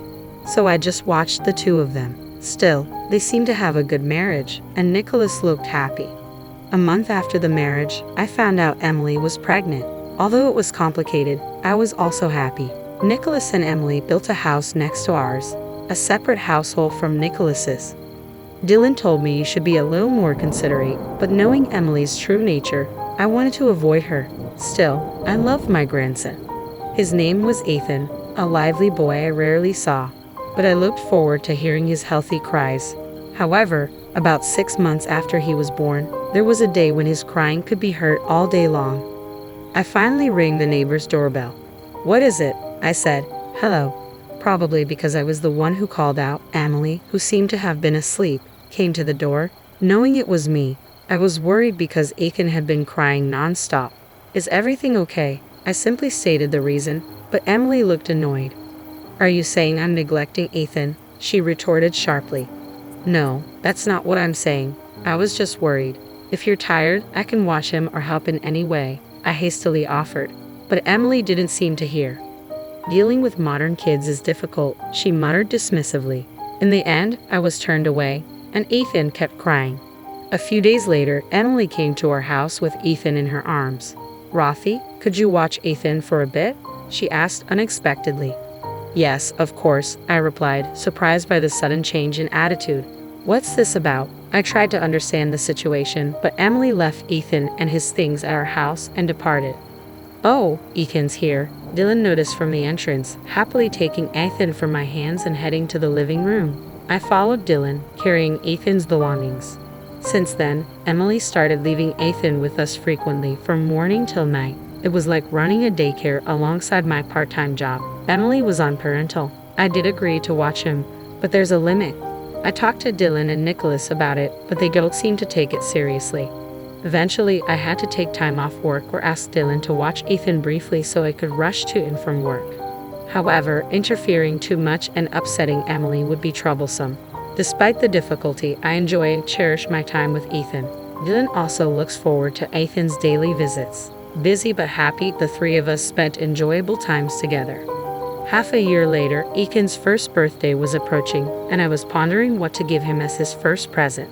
In the past, birthdays meant inviting relatives for celebrations, but there was no invitation from Nicholas or Emily.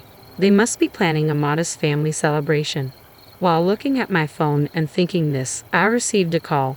It's Emily. What could it be? I answered the phone suspiciously, as Emily usually didn't contact me.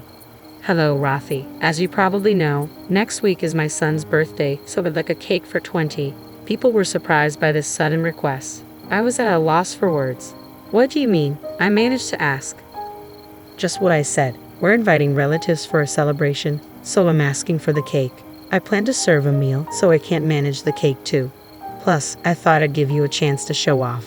Aren't I kind? Emily's words filled my mind with question marks. We weren't even invited to the celebration, and a cake for 20 people is not something a regular person would request. Emily's relatives, aunts and uncles will be among the about 20 guests. Surely my employer at the supermarket and Emily's father-in-law, Christopher, will be there too, I thought, trying to make sense of the situation. I already told Dad that you will make the cake. It's a chance to show your good side. Who knows? You might get promoted to a full-time position, Emily said mockingly. I don't aspire to be a full-time employee, I replied quietly. As a part-timer, I shouldn't worry so much, but I couldn't forget Rachel, who was driven to resign. I told myself I must avoid being pushed into quitting. Emily's words are like knowing I couldn't refuse, knowing she was exploiting my weakness. Cakes are easy. I'm more experienced in cooking, so I'll give advice, she said presumptuously, more than I had anticipated. Reluctantly, I agreed. All right, but with 20 people, maybe you should reconsider serving individual portions or using a large platter, I suggested. Ha? I'm the senior here. I'm not asking for advice. And what do you mean, okay? Can't you speak more respectfully? Emily retorted sharply. What kind of person is she? I held back my words, muttering quietly, understood. I could imagine Emily's smirking face on the other end of the phone, my frustration seeping through. She probably planned to ridicule me by presenting her perfect full course alongside my poor cake. But I wouldn't let that happen. I made a decision. Of course, Ethan was the star. I wanted to make his first birthday memorable, even though he wouldn't remember it. I started planning the cake design and went to a baking supply store for ingredients. Though I felt forced, I was also excited. Emily seemed annoyed by my amateur excitement. It won't amount to much. You should have asked me, the senior, for advice, she said when she came over to scoff. But I had no time for that. Later, Dylan and I were officially invited to the birthday. On the day, Dylan, with nothing else to do, left early for their house. It's too early, I said, but he was too excited. I sent him off with a smile and got up, ready to prepare. I muttered, checking the time, when the doorbell rang. Rothy, are you ready? Emily started entering without permission. She frowned upon seeing me relaxed. What? You were sitting. Where's the cake? I was about to start. Don't worry, I'll bring it on time, I assured her. It was only 8:00 a.m., 4 hours until everyone arrived, but Emily was shocked. An amateur can't make a cake for 20 people in 4 hours, she ranted. I've been preparing perfect dishes since 4:00 a.m. Don't ruin the event. Okay, I get it. It's Ethan's birthday. I wouldn't do that, I snapped back, making her frown even more. Just make sure to bring the cake by 12:00 p.m. She left, snorting. Was she bragging about finishing her part? I laughed at her frustration, doing nothing until the door closed.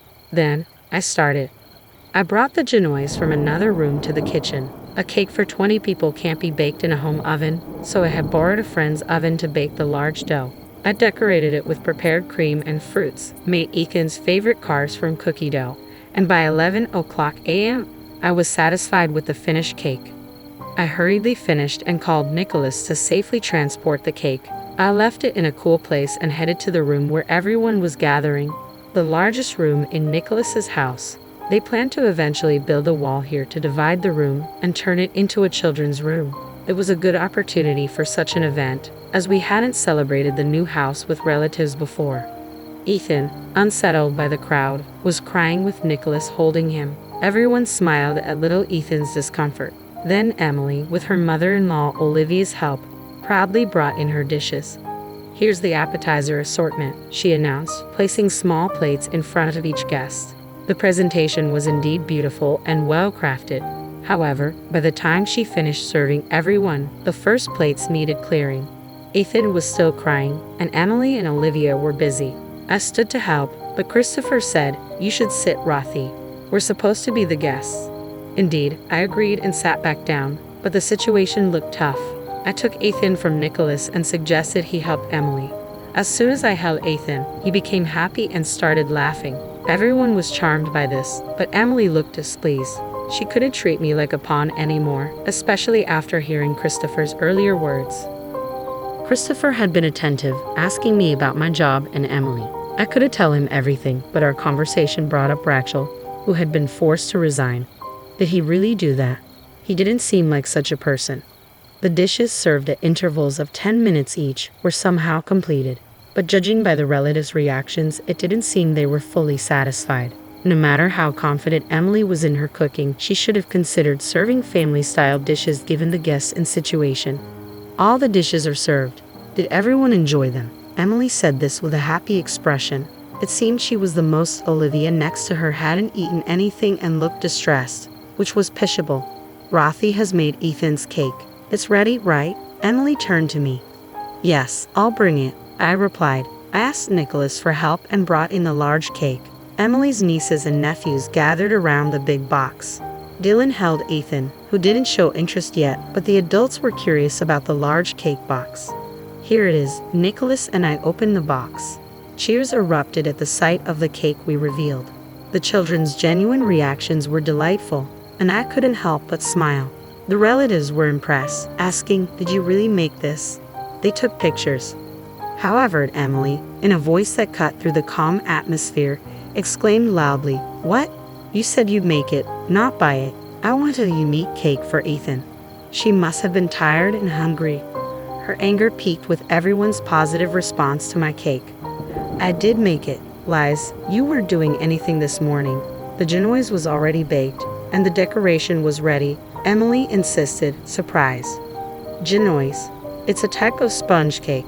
I've always called it that. I smiled at Emily. Ha, Christopher laughed. Then Dylan explained, "Actually, my wife used to be a pastry chef. I couldn't bake a cake for 20 people in our oven, so I asked a friend to borrow theirs and baked it yesterday." When I said that, Emily's face fell. She must have been upset, her plans having gone awry.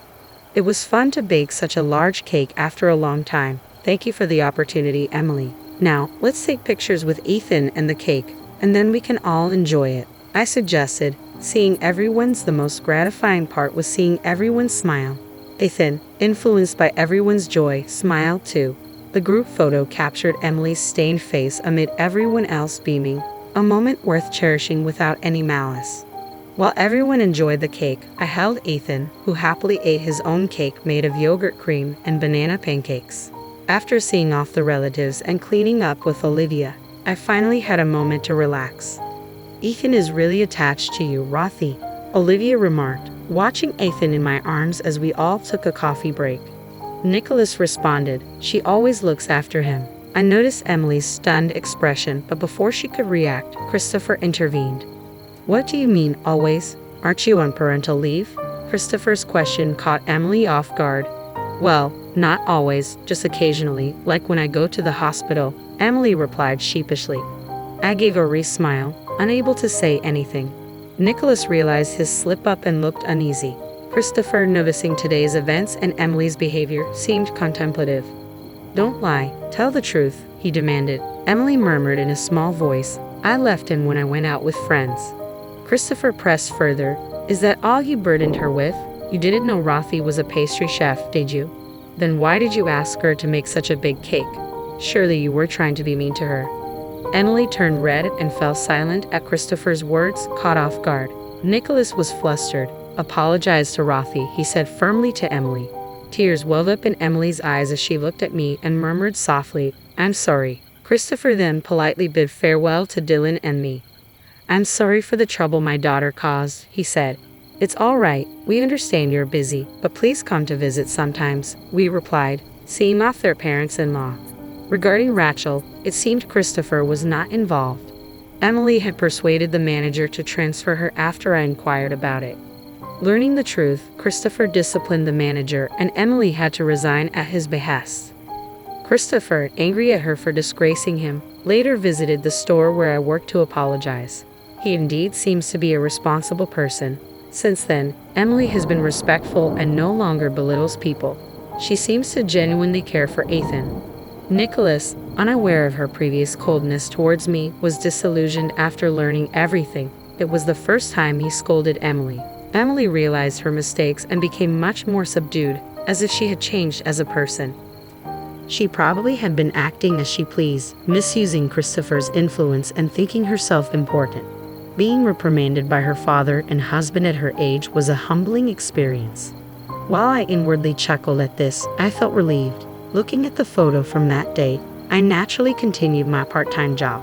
There was no longer the needless burden of unexpectedly taking care of Ethan, so it didn't cause any issues with my shifts. I've been enjoying my time as usual, going out with my part-time colleagues. Emily's attitude has changed. She no longer behaves as before and has even asked me to teach her how to bake cakes. I was genuinely happy about this. While it's not the mother-daughter relationship I had dreamed of, I hope to gradually build a good relationship with my son's wife. I want us to become a family that celebrates and watches over Aiken's growth together.